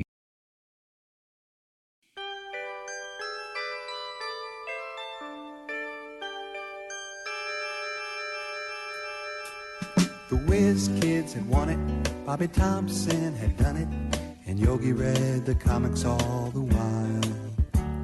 Rock and roll was being born, marijuana we would scorn. So down on the corner the national pastime went on trial. We're talking baseball, Klazuski, Campanella, talking baseball. The man and Bobby Fella, the Scooter, the Barber and the Nuke. They knew them all from Boston to Dubuque, especially Willie, Mickey and the Duke. Who does not want to talk Blue Jays baseball right now? I mean, it's summertime. You could talk about the weather. Is it hot enough for you? Or we could talk about the red hot, and I'm not talking about the Schneider's hot dogs they serve. I'm talking about the team at Rogers Center, our Blue Jays. As you know, the Blue Jay Hunter joins us every Wednesday morning at this time to talk about Blue Jays baseball. Phone lines remain open to you as they always are if you'd like to participate in the conversation. The Blue Jays, Ian Hunter, Blue Jay Hunter, approaching a team record for consecutive wins. That is 11. They're at 10. They have now won 5 consecutive series because they've taken 2 already from the White Sox. And this is the first time in our history of doing this segment together that you have come into this studio and the team has not lost between your appearances. There you go. That's true. Very true. Yeah, not much has changed in the last week. It's been nothing but W's on the board. Yeah, they haven't done this in 10 years. I think they had 2 11-game win streaks in the 2015 season, like 2 of them in the same season, which is incredible. But yeah, this is unprecedented. I think, I don't want to speak on behalf of Jays fans, but I'm kind of getting... It feels like imposter syndrome, right? Like, is this actually happening? It kind of feels too good to be true. Maybe it's the Toronto sports in the back of my mind. It's like, how is this going to go sideways? But then on the other end, I'm just, enjoy the ride, right? Because it's so much fun. They're winning in so many different ways. It's not just one or two guys. It's role players up and down the lineup and everybody in the bullpen. So, yeah, it's almost like they can do no wrong right now. I am feeling exactly the same way, Ian, when it comes to imposter syndrome. And I think mine comes from the fact that, at least I don't believe, the team is doing this in remotely the way they thought they would be doing this. Yeah, I think maybe that's why, because if we saw this team being a success, it was going to be on the backs of Bo Bichette, Vladimir Guerrero Jr., and Anthony Santander. They've gotten nothing from Santander. Vlad's having a good, not great season. Same with Bo Bichette. Meanwhile, it's unheralded guys that we didn't predict that would have these breakout years, like George Springer, Alejandro Kirk, Ernie Clement. They're the big contributors in their lineup right now. So, yeah, it really is a shock to the senses in all ways. Because, yeah, like you said, this is not the way it was supposed to go. Totally out of left field, but it's been fun to watch, that's for sure. It certainly has. All right, more on Springer in a moment because I wanted to talk about him for sure, but let's get to the phone lines. 519-570-2545, star 570, and 1-800-570-5715. Bob, good morning. Morning, gentlemen. How are we? Good, thank you. Good. First of all, it's great to see the Blue Jays performing the way they are. I have two questions. One, does this surge have anything to do with Guerrero signing the contract? And two, who are you going to send down when Santander and Varshall's coming back? Yeah, so I guess we'll get to the Vlad question. Yeah, it's funny. I predicted, hey, maybe once the burden of the contract negotiations is off of Vlad's shoulders, maybe the production kicks into overdrive. If anything, he's kind of taken a step back, which is a bit odd. He's one player we're not really talking about right now because you're not getting a ton of production out of him. Like he's still getting on base, he's getting singles, doubles, and he's walking. He's not hit a ton of home runs. But yeah, if anything, he kind of had this similar thing with Juan Soto when he signed the giant contract with the Mets. I don't know what it is, but it's just kind of an odd thing that's happened with Vlad right now. And yeah, there is going to be a bit of a logjam coming up here. It sounds like Dalton Varsho, we might see him after the All-Star break. Santander was sent to the 60-day IL, so who knows what his timeline is. But yeah, there is a bit of a roster crunch right now because they have a ton of outfielders. There's Davis Schneider, Joey Loperfido just came into the mix right now. You've got Nathan Lucas. It's going to be tough to kind of jam all these guys in here right now. It's a good problem to have.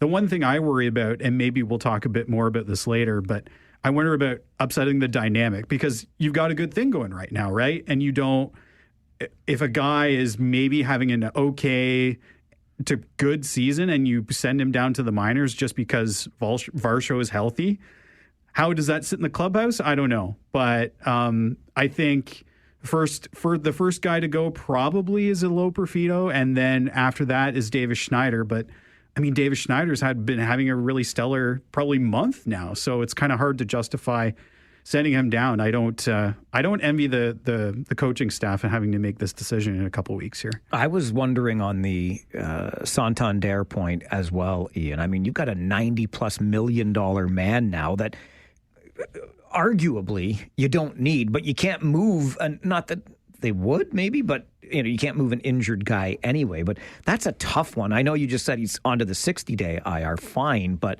that's a tough one to figure out when the team is playing so well in his absence. Yeah, and it's funny because we've said this before, but Addison Barger has basically come in and become the left-handed power bat that the Blue Jays have needed and that they expected Santander to be. So Yeah, maybe we see him again. I was wrong with my forecast of when Scherzer was going to come back. He actually he was ahead of timeline, so he's been back before the All-Star break. But I mean, at this point, like we're probably going to be into August-ish, maybe September by the time we see Santander. But he performed so poorly earlier in the season. It's not like people are clamoring for him to get back. So yeah, it's a huge contract. This year might be a write-off for that. He's a good player, but I think the guys who have filled in right now have actually performed better than they expected him to. So I think you just kind of got to keep it status quo.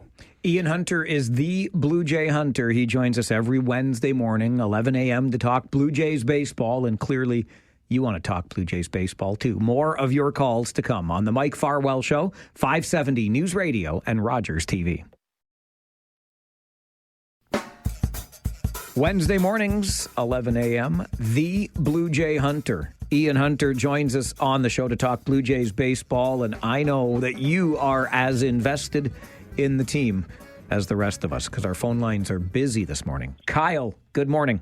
Good morning. Woo! All right. I'm going to go and say Santander, I am very disappointed with how he, what he's brought to the team. I mean, nothing really. I like Schneider. I think that he should stay. I know that he's had a really good game last night. It was fantastic to see that homer that he did. But I mean, Blue Jay Hunter, who would you, if you were going to go, and let's put salaries aside. I don't want to talk about salaries, but who would you keep and who would you go, or who would you send away if you're going to try to rebuild the team? Because I see, on the bullpen, how positive, the smiling, everybody's getting along. I know that Vladdy's, he's doing okay. Maybe he's just the type of player that he doesn't want to get injured and he's just seeing how the season goes. I don't know, right? But what's your thoughts on who would you really get out of here if you're not going to put a salary on it? Who are your top 3 or top 4 guys that you'd get rid of? Thanks a lot, guys. Okay. Interesting. Waving the wand and getting rid of players. Normally it's this time of year you're adding players. Yeah, I guess I don't know. I'd probably have to go with, I feel bad because he's on the IL, but Andres Jimenez, one of the offseason acquisitions by the Blue Jays. He was acquired basically as a glove first guy, and he's been as advertised, but he's a below average hitter. Decent base runner, but he just hasn't provided the Blue Jays much value. So I guess he would be one. And another one, I guess, Joey Loperfido. I know he's had a few good games, but his sample size has been really small. And then I hate to say it, but Chad Green, he's been really susceptible to the home run ball, had a really tough year last year. Not exactly a guy, if it's like a wild card series or an ALDS and the game is on the line, I don't know if he's someone I would trust the ball with in a high leverage situation. So those would be 3 guys I would take off the roster. Funny thing is, it's probably not going to happen unless they're injured in reality. But yeah, Kyle, if I had to wave a wand and get rid of 3 guys, I guess that would be it. Look at Kyle, the negative Nelly approach to this. Doesn't he know you never mess with a streak? Things are fine. Yeah. All right, back to the phones. Preston, Paul. Good morning, Paul. Good morning, Mike. Ian, how are you today? Good morning. We're doing well. A 10-game win streak. You can't get much better than that. Yes, sir. How about them Blue Jays? Yeah. Yeah, I love it. And like you were talking about earlier, it's hard to mess up a good thing. So I'm just wondering what John Schneider might do when these guys start coming back. Dalton's definitely got to be in. Max Scherzer pitched pretty good. It seems like he's doing all right. I like that. But Joey, I think he's got to go. And Schneider, I'm not big on neither. So I think those guys got to come down. But I just love what's going on. You guys have a great day. Thanks, Paul. Yeah, thanks. Yeah, I'm thinking more and more about it, and I know it's an intangible. It's not something we can measure, but I think clubhouse chemistry really is a legit thing, and you can't measure it. But if there are role players, and it seems like everybody is having a great time right now on that team because they're winning, obviously. So anytime you subtract a player from that roster, it's going to hurt. But bringing in a legit everyday outfielder like a Dalton Varsho, I think if you asked every guy, they would say, hey, yeah, we want to win a World Series. I want to be a part of that. And if it makes the team better, then I'm okay with that decision. So, I think the Varsho thing, whenever that happens, if we do see that before the end of July, there is going to be a roster crunch and it is going to be another outfielder getting sent down. So it's going to be a tough decision, but I think overall for the team, it's going to make the Blue Jays that much better. It's one of those things, Ian, where you really don't have a choice with Santander and Varsho when they're healthy again, right? So I guess you would just hope that the players whose roles will be filled by the regulars will understand that and enjoy the time that they've had contributing. Yeah, and I mean, these are good problems to have, right? Like I can think of previous years where you're just clamoring for, you've had injured players on the roster, like a George Springer. I think his very first year with the Blue Jays, he was injured for almost the first half of the season. And every day it's like, when is Springer going to come back? When is he going to come back? And this time it's like, oh, wait, we've got another guy coming in that we have to shoehorn into this lineup that's already a top 10 offense.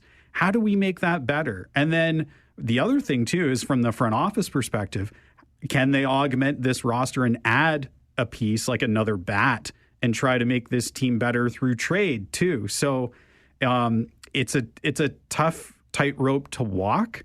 But these are all great problems to have. Like, I'd much rather, if you're the Jays, much rather be in this place than wondering, oh, when is Santander going to come back? And can he hit home runs for this team? Like, I think most people, like I said earlier, if this season's a complete write-off, I think most people are probably okay with that because everyone who's filled in has produced better than he was earlier in the season. I do want to spend just a little more time on George Springer because what a story it's been. And Ron sends an email to Mike at 570news.com wondering if Springer is playing his way into all-star game competition here. That notwithstanding, what a season it's been for Springer. Yeah, it's incredible. I thought at the beginning of the year we were seeing the beginning of the end of Springer just because he had such a poor year last year. Had a really bad spring training as well. Not that spring training is indicative of what's going to happen in the regular season, but I think he was hitting something like 160 or 170 in spring training. And his bat speed was declined, 35 years old. Players 35 plus tend to kind of decline in Major League Baseball. They don't tend to get better if you're a position player, but he's rediscovered the fountain of youth. I know he wasn't named an all-star reserve. He's probably going to get to the All-Star game just by the fact that other players get injured, they can't sub in or whatever. But he's been probably him along with Eric Lauer have been the two biggest surprises on this team in 2025. Like, I don't know where the Jays are. He's probably single-handedly saved the Jays maybe 2 or 3 games. Springer has alone in the first half. So I think you don't know how long this is going to ride, and you want to make sure it goes as long as you possibly can. And I think the way to do that is to keep adding pieces around, not just pray and hope or wonder when George Springer is going to turn into a pumpkin, but add a few more Cinderellas here and there just in case that does go sideways. It's going to be an interesting few weeks because the trade deadline comes up, of course, the end of the month, and we know the Blue Jays are in add mode. Yeah, they will be undoubtedly buyers this year, which is way more fun than being a seller. And winning is way more fun than losing, as Nuke LaLoosh famously said. So, Ian, this is always fun. Thanks for being here. Thank you. Ian Hunter is the Blue Jay Hunter, joins us every Wednesday morning, 11 o'clock, to talk some Blue Jays baseball. 10 in a row, baby! This is the Mike Farwell Show, 570 News Radio and Rogers TV.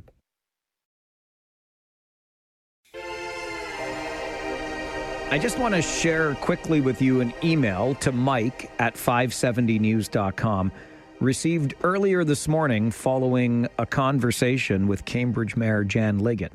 The email, and I quote, "In all the years I have listened to you, I have never turned off my radio on anyone you've had on the show. This morning, I had to. I'm sorry, but I'm heartsick over our mayor, Liggett, and I could not listen for another minute."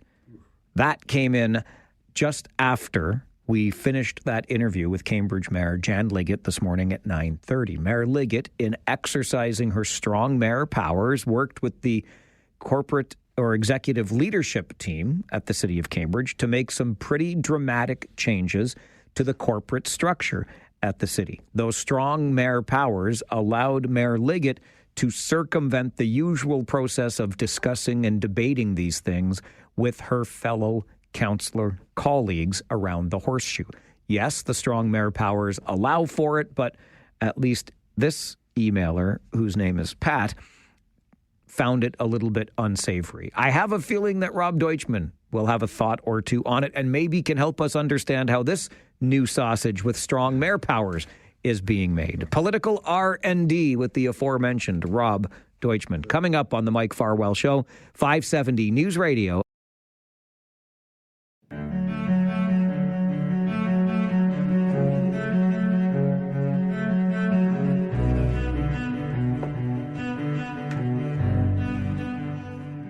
I need another story, something to get off my chest. My life gets kinda boring. Boring. Need something that I can confess. There are no secrets. No secrets. One Republic sings a song called Secrets. And Rob Deutschman joins us every Wednesday morning, 11:30, for some political R&D. There is never a dull moment. I'm so glad somebody had the idea to start this segment. I'm going to take credit.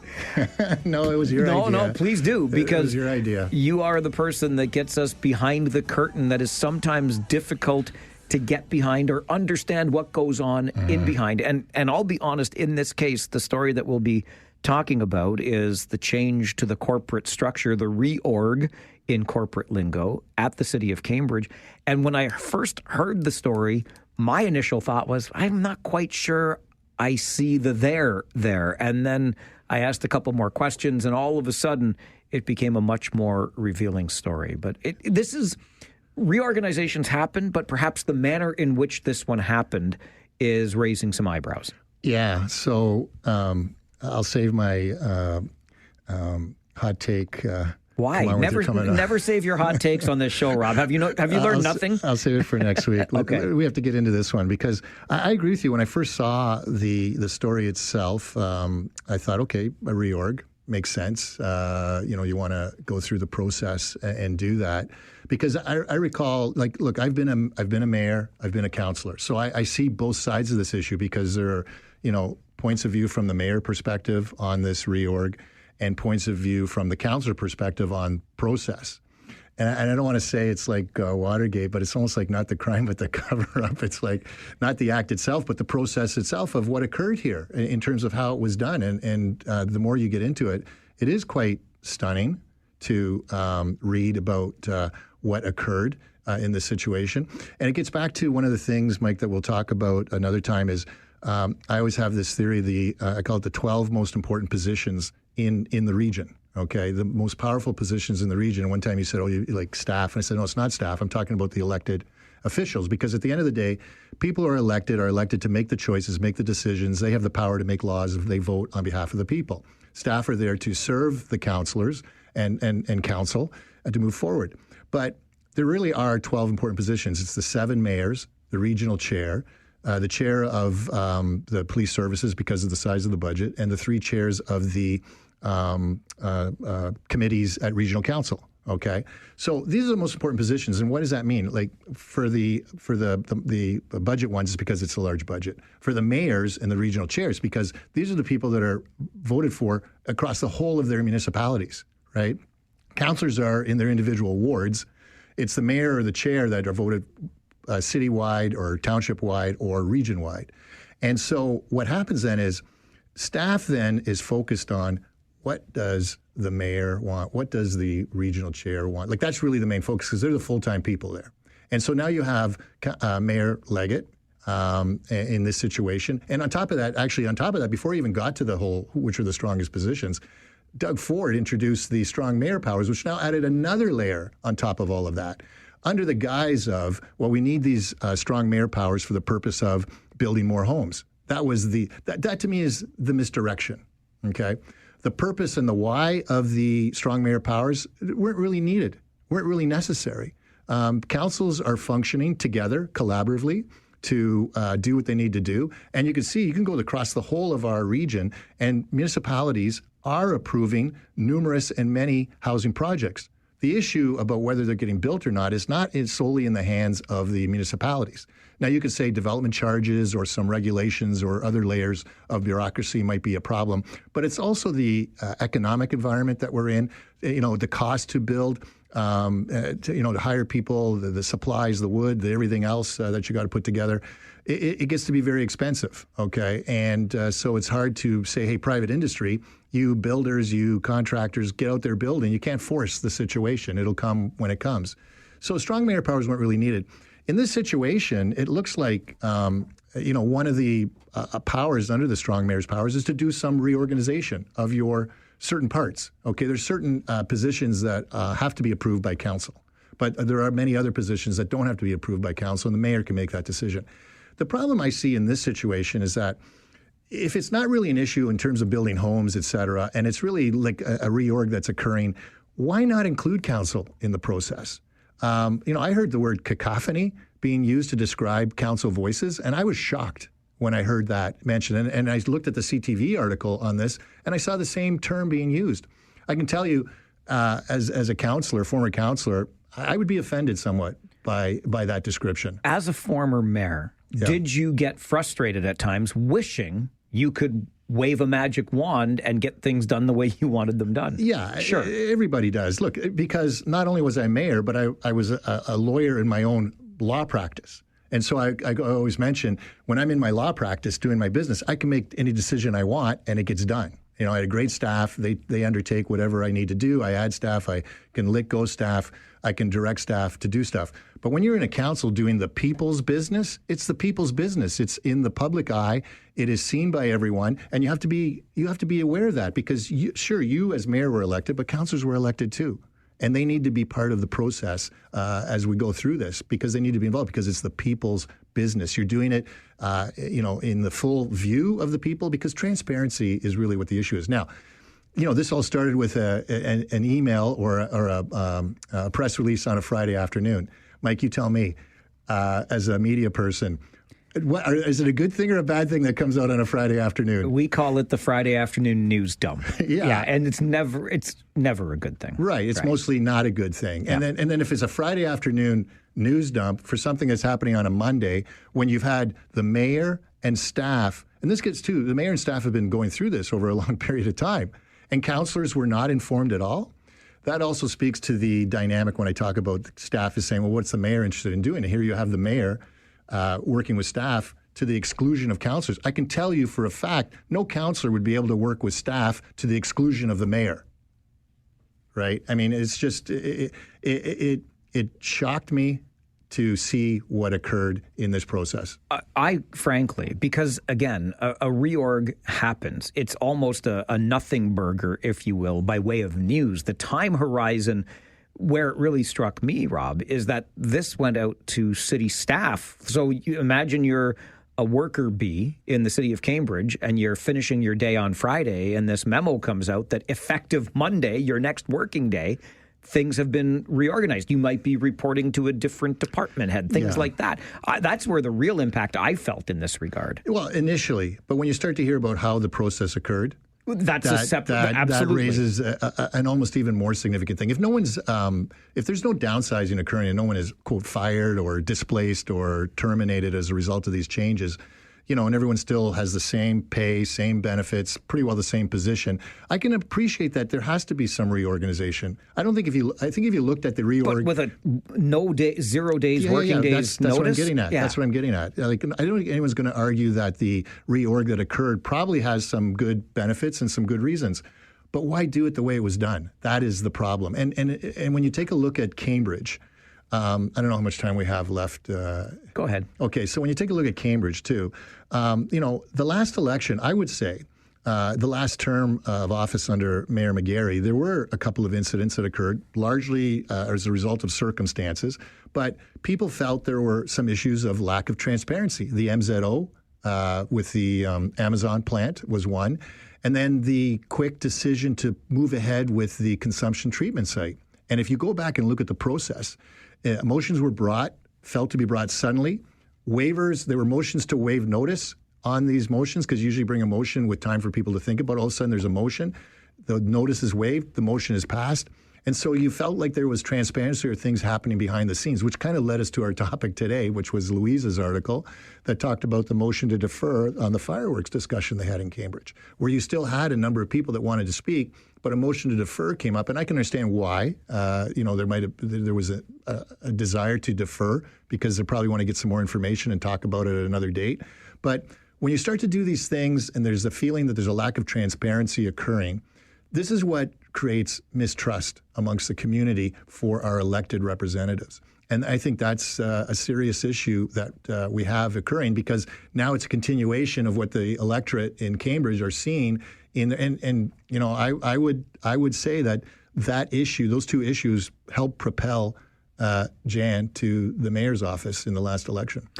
A couple of callers earlier today after hearing the interview said, we're happy with this. We like things moving at speeds, which we can understand. But there's something else here, and we'll take the break, and then I would love your perspective on it, Rob, because you'll understand it best. But the way a council is supposed to operate, like it is governing the city. The council hires the chief administrative officer, the most important municipal position. Right. So the council, the entire council is supposed to be in charge here. And this is where the strong mayor power starts to get... Yeah, it's not as straightforward, but we'll have a chat about that. Help me understand It's one of the big questions when you first show up. Perfect. Who am I hiring and firing? Exactly. All right, we'll continue. Political R&D with Rob Deutschman on the Mike Farwell Show, 570 News Radio and Rogers TV. Wednesday mornings, 11:30, Rob Deutschman, former municipal mayor, former regional councillor, former candidate provincially, joins us for Political R&D. Rob, can you help us understand better the role of a municipal council? Because city staff, we talk about that in kind of a general way, does all the work. They're in there making sure policy is followed through. Right. I don't mean the council doesn't do any work. Pardon me. I gotcha. Right? It's staff that stung me though, Mike. I'm sorry. It's staff that carries out the directives, let's say, of and council. they provide the background information and we turn create to them all the for reports, etc. Yeah, exactly. But council is a governance body of a multi-million-dollar corporation. $1 billion in the region's case, right? Yeah. So how is the council supposed to operate, and how is it operating now differently because of strong mayor powers? Yeah, so strong mayor powers clearly defines what the mayor can do in terms of staff, right? There are certain positions that require council to participate in, but aside from those, the vast number of positions can be determined between under strong mayors, the mayor and the CAO. A lot of times... And the mayor can hire and fire the CAO on their own now. This happened... Aurelia. Right? Exactly. Aurelia. That was a calamity. Deputy CAO from Guelph accepts the job, on boards for the job, and then the mayor says you're not getting the job. Yeah, that to me is... we'll talk about that another time because I want to talk about that. I can't believe it. But you know what? This all goes back to we don't need these strong mayor powers. Doug Ford threw a bomb into the municipal arena, basically, for no reason. And you can look back. Historically, Doug Ford has specifically referenced that it was his desire to bring forward strong mayor powers long before he even got elected, And he's looking at Rob Ford's situation. I used to joke and say, I'm the other mayor, Rob, because we were both mayors at the same time.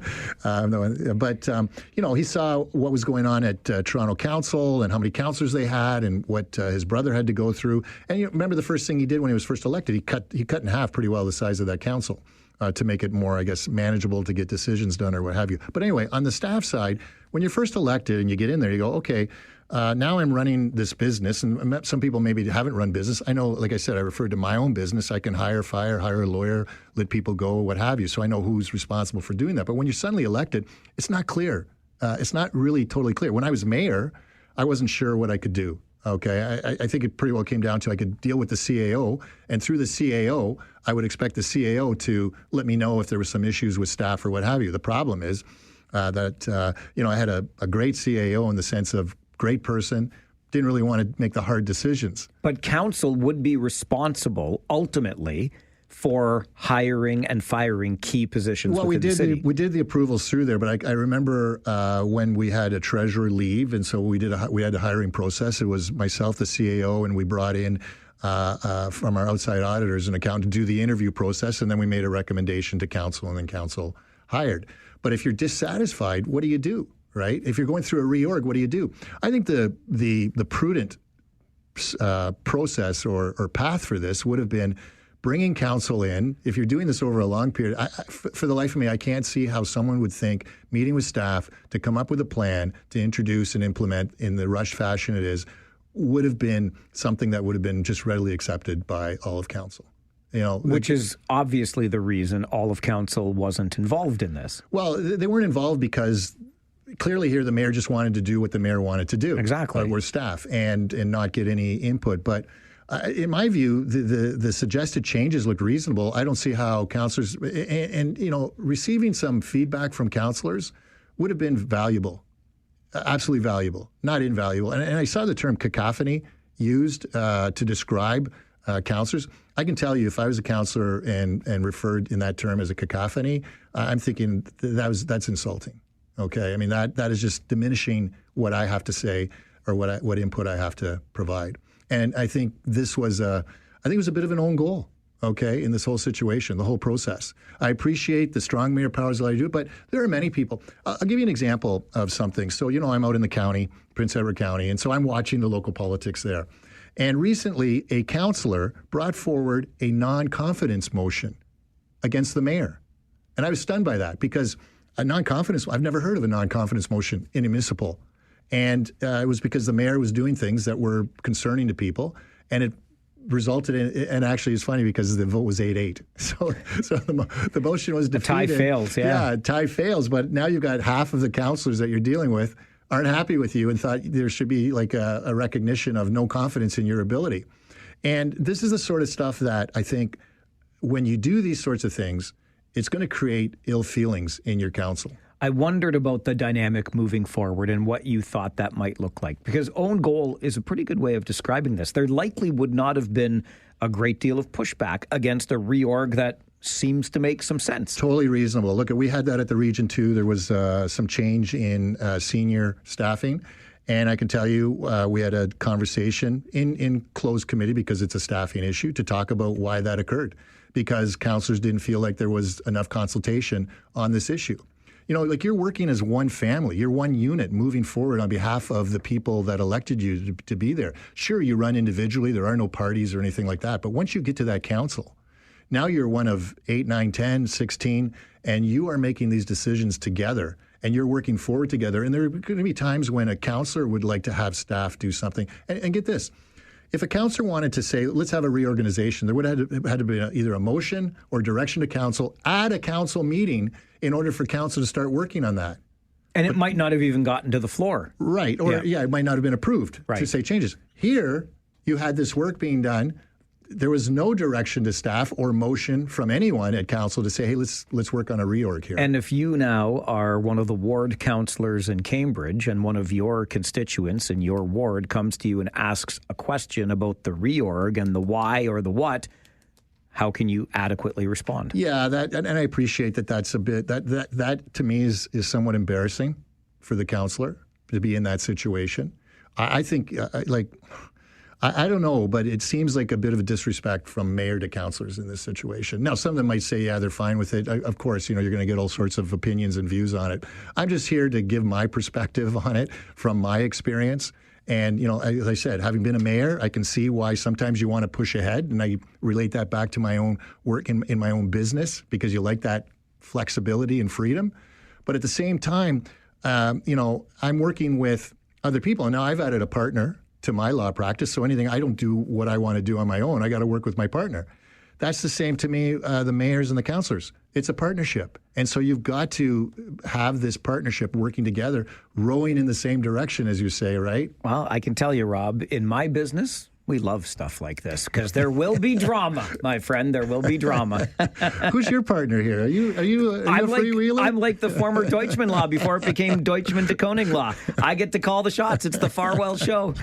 Thanks for being here again. No problem, Mike. Rob Deutschman, Wednesday mornings, 11:30, some political R&D on, yeah, that's right, the Mike Farwell show. Yeah. It's mine, damn it.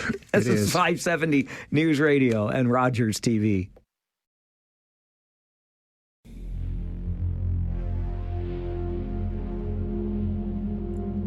Well, we've certainly had a lot to talk about on this show today, haven't we? Including the strong mayor powers being exercised in Cambridge. I think, I'll be honest with you, when they were introduced, strong mayor powers, I didn't think a whole lot of it. I didn't think there was a whole lot for a mayor to take advantage of. But in the case of Cambridge, while the reorganization, I'm kind of here for it, makes some sense to me. I don't know that I love the fact that the entirety of council was left out of the conversation and the discussion around the reorganization. We can talk more about that. We can talk Blue Jays baseball. We can talk the increased crime that's supposed to come now that a new pedestrian bridge over Highway 78 has been opened. Oh, I love looking back on our history. And by the way, it did go 25% over budget, that new bridge. Talkback. You talk. We'll listen. The next hour on the Mike Farwell Show. 570 News Radio. Take out the papers and the trash, or you don't get no spending cash. If you don't scrub that kitchen floor, you ain't gonna rock and roll no more. Yakety yak. Don't talk back. Just finish cleaning up your room. Let's see that dust fly with that broom. Get all that garbage out of sight, or you don't go out Friday night. Yakety yak. Don't talk back. Oh, please do. Please talk back. Don't you talk back to me. I want you to do it. I'm taking off my dad hat. I used to talk that way. Tough guy like that. Stupid. Sorry, I just went off on a complete trip down memory lane, and it wasn't a pleasant memory. It is your Talkback Hour, where we encourage you to do that very thing. Pick up the phone, give us a call. 519-570-2545. Star 570, 1-800-570-5715. The news of the day, something that's going on in your world. It's pretty much an open book for whatever you would like to bring to the show. You make the call, we'll answer, listen, have a conversation about it. I just want to go back to that pedestrian bridge that was officially opened with much fanfare yesterday, the bridge that spans Highway 78, connecting the Chandler-Mowat neighborhood to Avalon Place on the other side of the expressway, which kind of the Sterling and Highland area, I'll call it. Anyway, that's where the connection happens. And two things jump out at me from it. One is I'm old enough to remember the conversation around the bridge when it was first proposed.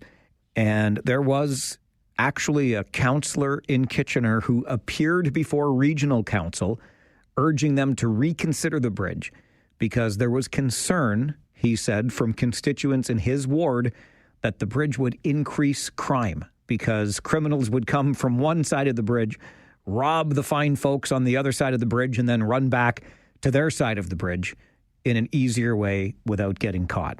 I don't think that's going to come to fruition, but we'll watch now because we remember that conversation about 8 years ago.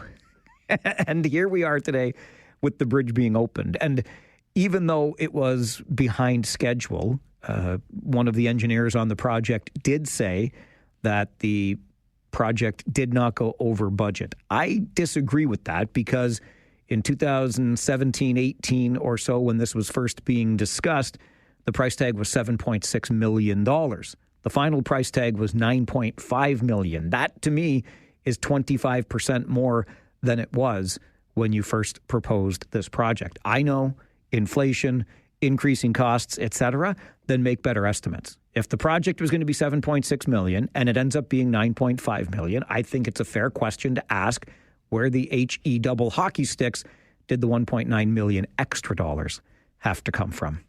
I'll just leave that there. A couple of things that jumped out at me as far as the bridge is concerned. Let's get to the phones and begin Talkback, hearing from you with Sean up first. Good afternoon, Sean.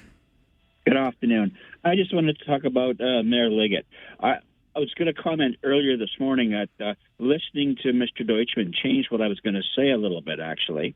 Okay, what were you going to say originally, and now what are you thinking? Well, what am I thinking? I was thinking, it's just a structural, procedural thing, not really a big deal. Right. And but listening to how it's more of a people thing. I'm thinking now that maybe it's not a big deal to somebody. As Mr. Deutschman put it so eloquently, I've been in one of the little worker bees, and quite often these changes come down, these reorgs, and we don't know anything about it. It just happens. Like, welcome to our world, quite frankly. All of a sudden, one day, we're working for somebody else, and we just smile and nod and do our job. I always like to think of the municipalities. I was in the military a long time ago, so I always look at it like this. The council, the chairs, the mayors, etc., are like the officers, the colonels, the generals and stuff. They set the policy, they set the course of action, and we're like the NCOs. We make it happen. So they set the policy, they set their action, we make it happen. We're just like the military. That's how I think of it anyway, because I was in the military a long time ago. Ours is not to question why. Ours is just, but you know the way it goes. Ours is to do or die or whatever. Hopefully not die. All right, Sean, appreciate that call and those sentiments. And I'm with you in that regard. And frankly, I don't mean to be dismissive of anybody whose work life was disrupted at the City of Cambridge, but you're not alone if your work life was disrupted at the City of Cambridge. I've worked in big corporations before, at a time away from radio in a marketing and communications department with a multinational corporation. There was a lot of top-down stuff, and one day you're reporting to this person, the next day you're reporting to that person. Rogers, the parent company of this radio station, is also a very big company. There have been several reorganizations in my almost 18 years here with the company. So it happens. It's not exclusive to the City of Cambridge and its employees. However difficult that may have been, receiving a memo on Friday with a new structure starting on Monday, that's frankly the least of my concerns in this, because as I said, whether it's right or not, it happens elsewhere. Really, for me, what stands out is the use of the strong mayor powers in this regard. And again, I get it. In fact, Rob Deutschman, when he was here, pointed out an op-ed that I have in today's Waterloo Region Record, kind of complaining about how long it takes to get things done, which is a great frustration of mine. It really is. So I can understand Mayor Liggett's desire to undertake this reorganization in as efficient a way as possible. And so using her strong mayor powers, she could do that, working with senior staff and this executive team at the City of Cambridge to get the reorganization done. But that left out those other 8 councillors' voices who really are the executive leadership, at least at the board of governance level for the city. And I don't think this is a place where those other 8 voices, those 8 ward councillors in Cambridge, should have been ignored. I think they should have had the chance to have their say, no matter how much that may have slowed down the process. Couple of meetings or so, I'm not sure. That's the part of this that doesn't sit particularly well with me. We continue Talkback on the Mike Farwell Show, 570 News Radio and Rogers TV.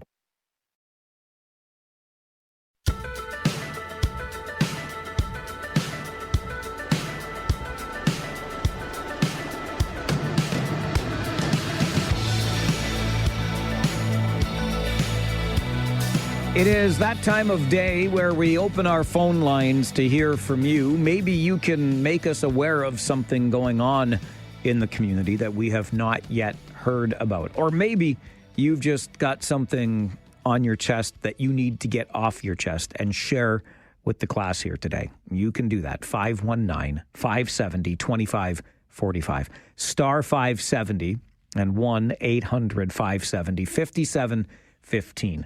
Grant, good afternoon. Yeah, good afternoon. We better hope that Blue Jays don't buckle up like our Kitchener Rangers did. Excuse me?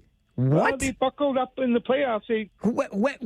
When did they buckle up in the playoffs? London. Oh, They played so they were one of the final 4 teams in the entire Ontario Hockey League. They should have won. They should have won. They should have won. Absolutely, 100%. And Joe Birch should have had a conversation. Grant, hang on. I'm sorry for interrupting, but that's okay. Go ahead. Thank you. It's July the 9th. Why are you all twisted into a knot about something that happened back in April? Why is that on your mind today? Because they should have beaten London. And you mean that the team?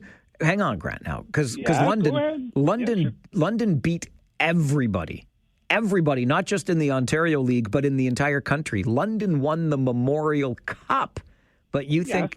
Okay, all right, yeah. So it doesn't matter. Yeah. So Kitchener really should have beat London and then everybody else. Yeah. Okay. So anytime that the team that you cheer for fails to win it all, then they've buckled. Is that right? Well, they did.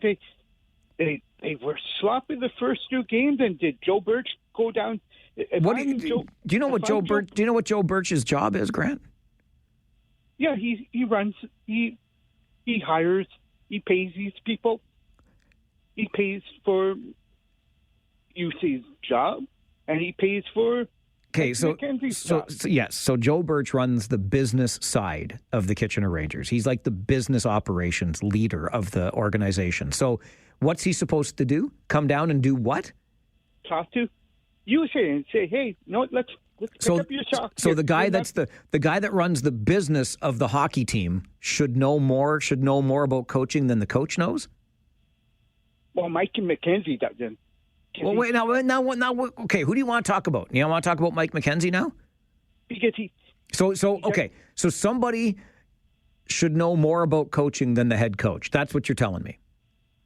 They should go down and they should talk to the head coach about doing their job better. Even though I don't think the head coach goes to Joe Birch and tells him how to balance the books on the business side, does he? Well, he doesn't look at the books. Well, but then why would Joe Birch be looking at the head coach?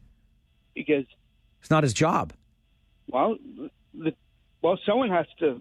Someone has to step it up. And if I'm the team that had 100 points last season. If I'm a coach, I don't tell the sports commentator of what the team should be doing. I'm telling the players. Wait a minute. Now you don't want the coach to do interviews with the media? Don't go down this road, Grant. I need my job, please. I don't mind the media, but when a coach tells you of how the team should be playing, that tells me that he's not telling the players anything. Are you think that the coach tells me more than he tells the players? Yeah, sure. Grant, come on now. You don't really believe that.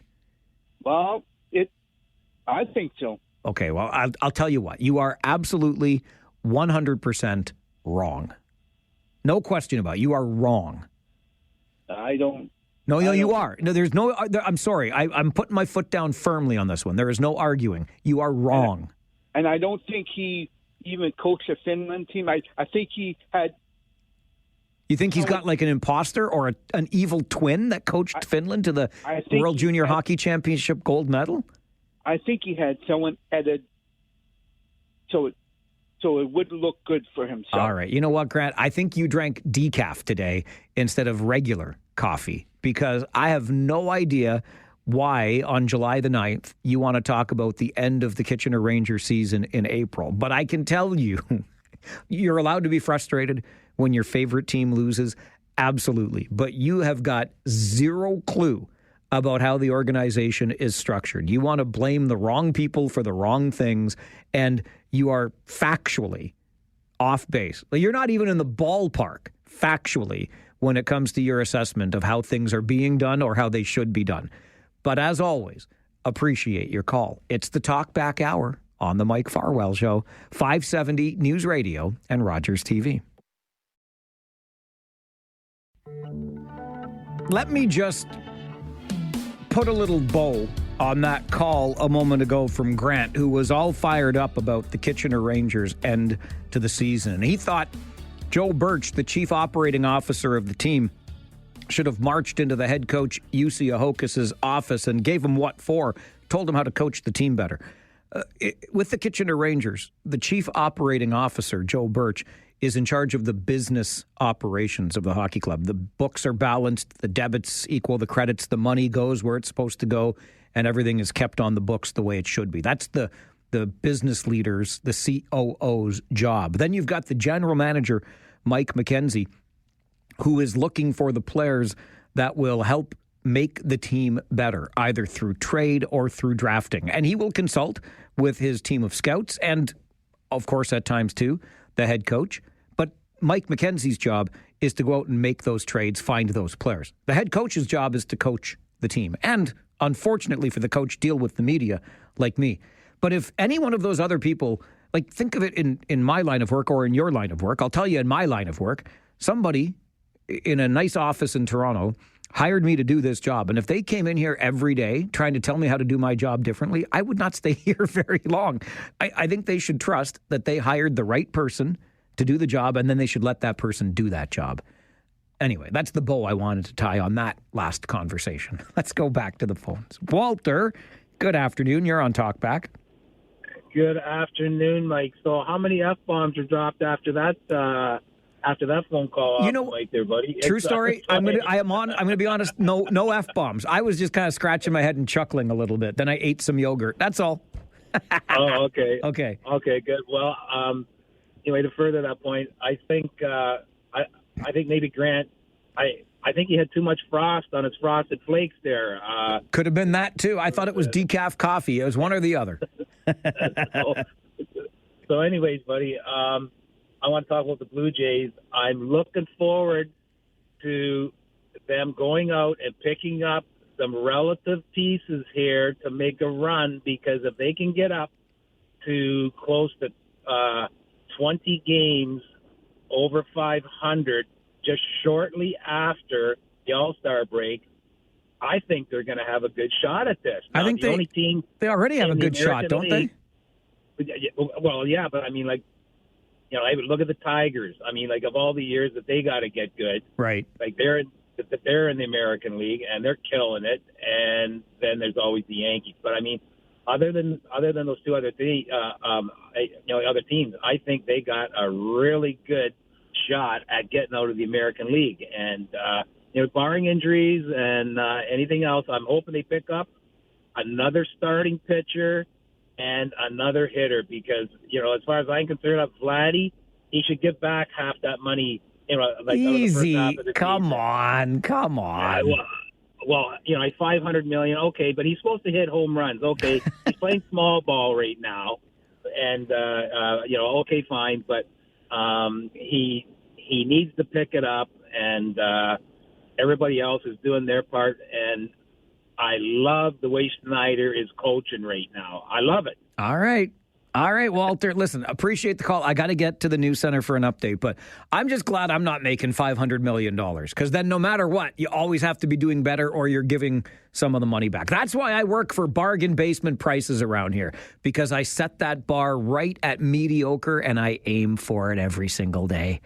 It's the mediocre Mike Farwell Show. An update from the 570 News Center and more of your calls on Talkback as we continue on 570 News Radio and Rogers TV. Right back to the phones we go on Talkback today. Kyle, good afternoon. I wasn't going to call in again, but that Grant phone call really struck a nerve with me. It's pretty disrespectful to tell a head coach that you don't think he won gold or whatever medal he won. I think it's a conspiracy theory, like the moon landing hoax or something like that. Clearly, Grant was on a different page. There's no way that he really believes there was an evil twin or something. He probably is the same person that, reads the headline on a news story but doesn't actually read the article and then starts making a comment about it. I mean, here we all are, whether you're in junior hockey or NHL or whatever. We all put in our time, You put in your time, Mike, as a broadcaster. You do all the play-by-plays. I volunteer at the Cyclones doing the timekeeping, and, we always put in our we're always there for the executive meetings and stuff. And it really angers me when you have some guy like this, and I understand, you're a fan of the hockey, But it's these people, and if I get suspended for how many shows or whatever, but it's the same people that don't want to volunteer, don't want to put in the time, but they seem to have the biggest criticizing of the team, and then they don't want to help out. So it really bothers me that you got somebody like this, that you got junior hockey kids that are really trying their best to go as far as they can. You've got coaches that are really putting the effort in. You've got everybody putting as much hard effort into making the team as best as they can. And then they got people that are just saying we don't care. Like I don't know what else to say, Mike, but I'm sorry, but it really struck a chord with me, and it really annoyed me that the fact that he just thinks that. So sorry, Mike. If I'm in the penalty box, whatever, I'll take it. But I just wanted to say that. Thanks, man. All right, Kyle, appreciate it. Look, I don't mind. I love the passion for the team, and I know that the organization doesn't mind. I just want to make sure that we try to keep things grounded in reality for the most part, and to suggest some of the things that Grant was suggesting, not necessarily grounded in reality. Terry, you're on Talkback. Good afternoon. Hey, good afternoon, Mike. Going back to what Grant was saying, just fire everybody and move the team to Belleville. Please don't. I like it here. No, Hey, there's usually if a team that I don't, I root for kind of, pisses me off in a way, I just hook onto another team. How's that? Guelph and Brantford are pretty close. You know, that's a good point. You have that option. If you're frustrated with the team that you cheer for, there are 19 other teams to cheer for. Yeah, I've done that before. But Mike, something also going back with Kyle. Kyle and Liberal Bob have something in common. They both hate the Leafs but love the Blue Jays. How about that, eh? I didn't remember that about Liberal Bob. Liberal Bob doesn't like the Leafs. He's always knocking them. Okay. Yeah. Anyway, I don't know if you caught that, but I love your theme for Friday. The one about the music with soundtracks. Yes, movie soundtrack music will be our All Request Friday theme. That is beautiful. I actually forgot when I called in. I forgot to tell Jen my pick. I'll have to call tomorrow or Friday. But anyway, Mike, how about this for a theme? I used to have, back in the day, this 8-track from K-Tel. It's called Girls, Girls, Girls. How about a Friday request show where all the songs have girls' names for titles like Oh Sherry or I'm Not Lisa or, Donna, songs like that. How about that? That's not bad. I was also thinking of a women's only, like a ladies' request, All Request Friday, and make sure only the ladies who listen get to make requests.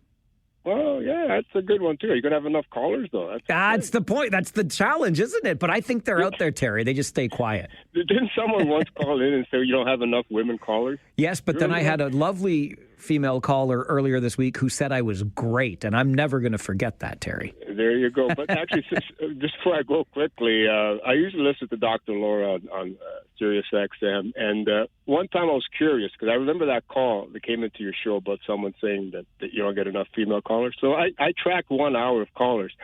Women outnumbered men by about 85%. So are you saying I should give advice? I should make this an advice show? No, but I'm just saying if you don't like all the numbers, men to women proportioned, maybe go listen to another show. That's what I'm saying. All right. It's a game of chance, Mike, that's all. Anyway, thanks for taking my call. We'll catch you later. Thanks, Terry. Appreciate it. We go in interesting directions on Talkback, don't we? Tom, it's your turn. Good afternoon. How are you, Mikey? Good, thank you. Everything is going good? Yeah, oh yeah, couldn't be any better. I'm just saying, why are we giving $4 billion to Ukraine for what? Killing people?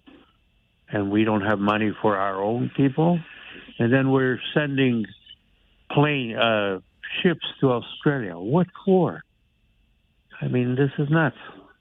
Anyway, we're spending money all over where we shouldn't, and we're not giving it to our people. Thanks. All right, Tom. Listen, we hear that often about foreign aid. I was listening to another panel discussion on another radio station. Sorry, I did that. I listened one day last week after work. I was listening to this roundtable discussion, and it was around the federal government's EV mandate, which, as you know, automakers are kind of pushing back, hoping that we can get the government to change direction because the targets certainly seem unrealistic. One of the panelists was from British Columbia and talked about the subsidy that was provided there. I think it was $4,000 there and then $5,000 federally. I can't remember. Either way, it amounted to a $9,000 subsidy. And I grant you, I don't live in British Columbia, so the provincial subsidy I'm not personally paying. But it struck me as I listened. I think this is connected to what Tom's talking about, but it struck me as I listened. Why is it up to me to subsidize your electric vehicle? If you want to buy an electric vehicle, go right ahead. But why am I subsidizing it with my tax dollars? I'm not sure I liked that. It just kind of frustrated me. And Tom says he's frustrated with the problems we have here while we send billions in aid over there. Fair enough. But I don't know why it's up to me to help you buy an electric car. I'm not asking you for help to buy my electric car. This is the Mike Farwell Show. Talkback continues. 570 News Radio and Rogers TV.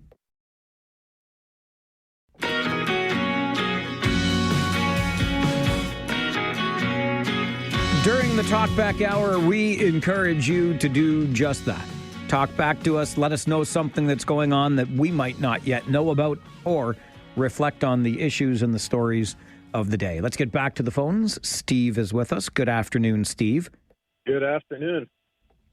So, I've been reading an awful lot lately online and having interactions with people, and I got to preface this. I am not a Leafs fan. I would love to see the Leafs do well. I really would, for my kids and just the... Why are you trying to hurt me, Steve? Why do you want to hurt me today?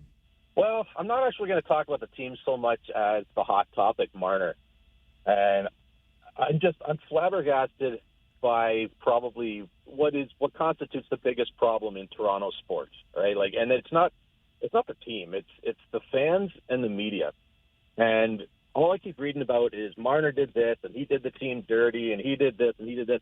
But it was the same thing going back to the playoffs, right? Every time they lost, and I'm sure you saw it too, it was just more, well, Marner wasn't doing this, and Marner didn't do this, and Marner's not doing that. At every opportunity, the kid seems to be hung out to dry, even though, as far as I know, he was one of the only point-per-game players, right? So regular season, though, in fairness, Steve, his numbers dropped off dramatically in the playoffs. They all did. Yes, fair, absolutely fair. But in the playoffs, he still led the team in point, right, for point per game. But everybody keeps coming back, oh, he's not doing this and he's not doing this. But, I mean, where was the rest of the team? Let's be fair. And it's just at this point, now the team's lost 100 points per year player, deservedly.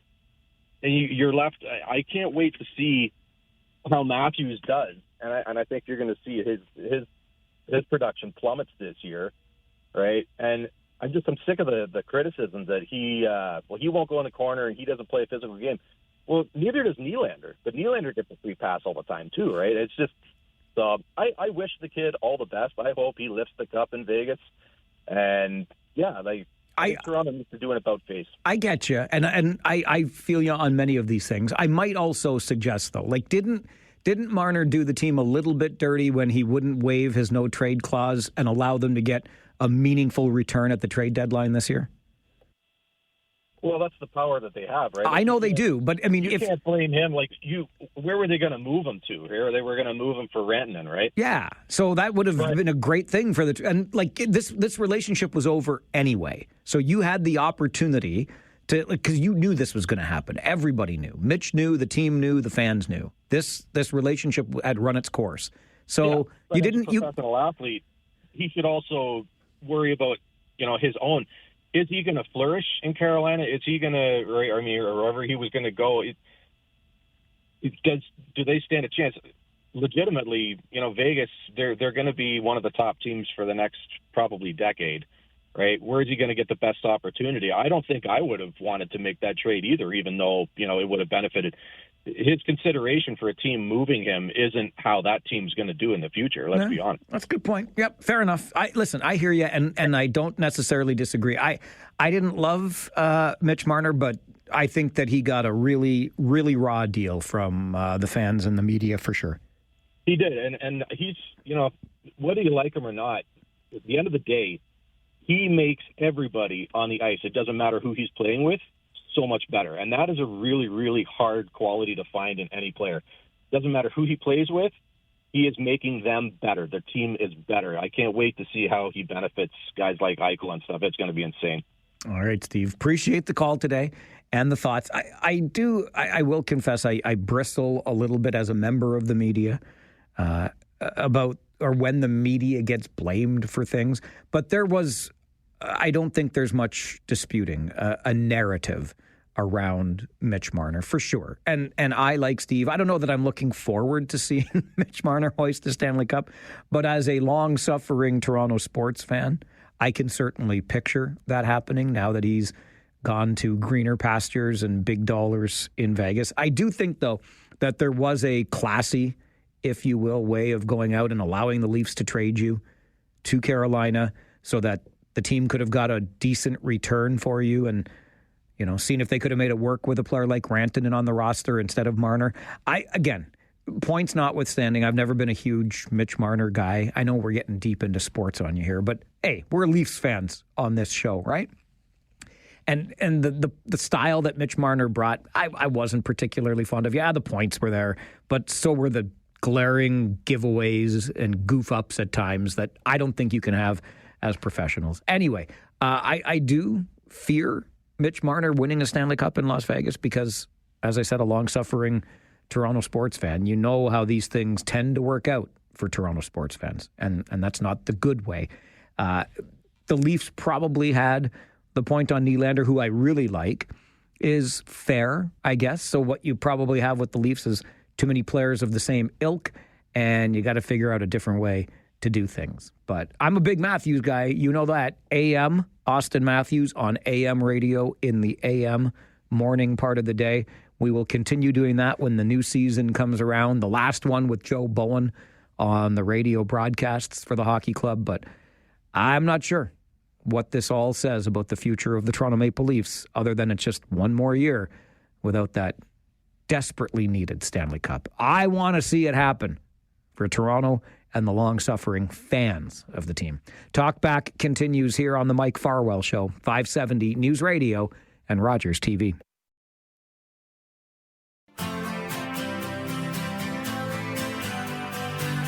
About 4 minutes away from our update in the 570 News Center, and Rob Snow with Now You Know standing by to take you through until 3 this afternoon, at which time Aaron Anderson and Colin Robertson will have all news afternoons for you. But we still have time here on our Talkback Hour, and so we say good afternoon to Mary. Hello, Mary. Good afternoon. Good afternoon. How are you? Excellent, thank you. How are you? Well, let's not talk about that. Oh, anyway, no. Well, Mary, no. How are you? No, Mary, don't Mary. worry. My bike is good. You're okay? Yeah, I'm okay. Okay. Now, wasn't it you and I think it was Terry that said something about female callers? Yes. What did he say? We don't have many on the show. Well, I'm holding up my end of the bargain. You certainly are, Mary. Yeah, and I might throw a firecracker into the whole darn thing. Uh-oh. Look out now. Mary, you got Mary fired up. Okay. When the females do call in, they always make sense. This is why we need more of them. We don't need Terry. We need Sherry and Carrie and Mary. That's what we need. Well, we'll see what the response will be tomorrow. Terry might say, Mary's full of it. You know. Listen, if Terry knows what's good for him, he won't say that, Mary. Yeah. And guess what? I am the first and the number one. And that will never change. Number one of our 45 listeners on this show? Yes. Okay. Yes. Yeah. And if I die, can I pass that off on that legacy onto somebody? You certainly can, but don't go doing that anytime soon, okay? Okay. Come on, women, call in. We got brains. Okay. Thank you, Mary. You have a great day. You too. Bye-bye. It's no question that a radio show like this, and forever and ever amen, have tended to be dominated by male voices. Heck, even as hosts, you don't find a whole lot of women hosting shows like this. It's not because they're incapable. It's just sort of the way things have worked out over time. But as Terry was saying, he thought that another future theme for an All Request Friday would be songs with women's names in the title. Like, how about some Lola for example, by the Kinks. We can get into all of that stuff. But I said at the time, I also was thinking of an All Request Friday theme where only the women, it's like a ladies' request show. Only the women can make requests. I know that they're out there. They just also tend to be a little bit more reluctant to phone into a show like this because, let's face it, guys, we can be a little bit abrasive. And by we, I'm talking to myself in this regard. Sometimes I get a little bit fed up and I get a little bit abrasive. And that's not exactly the most conducive way of encouraging people, incentivizing people to call. I try my best. More often than not, I think I'm on the right side of abrasive, which is non-abrasive. But anyway, totally get it. And Mary is absolutely, and has long, held up her end of the bargain in representing women on this show. But please don't ever be shy about your participation in this program. We are an open forum to discuss ideas, to discuss theories, no matter how conspiratorial they are, like Grant's theory earlier that some imposter of UC Ahokas helped Team Finland win the gold medal at the World Junior Hockey Championships some years ago. Hey, we're here to have some conversations. We try to keep them based in reality. So I'll tell you what. Here's an idea. Let's do this again tomorrow, okay? I'll come back at 9 o'clock tomorrow morning. You do the same, and we'll have more of this. My name's Mike Farwell. Bye for now.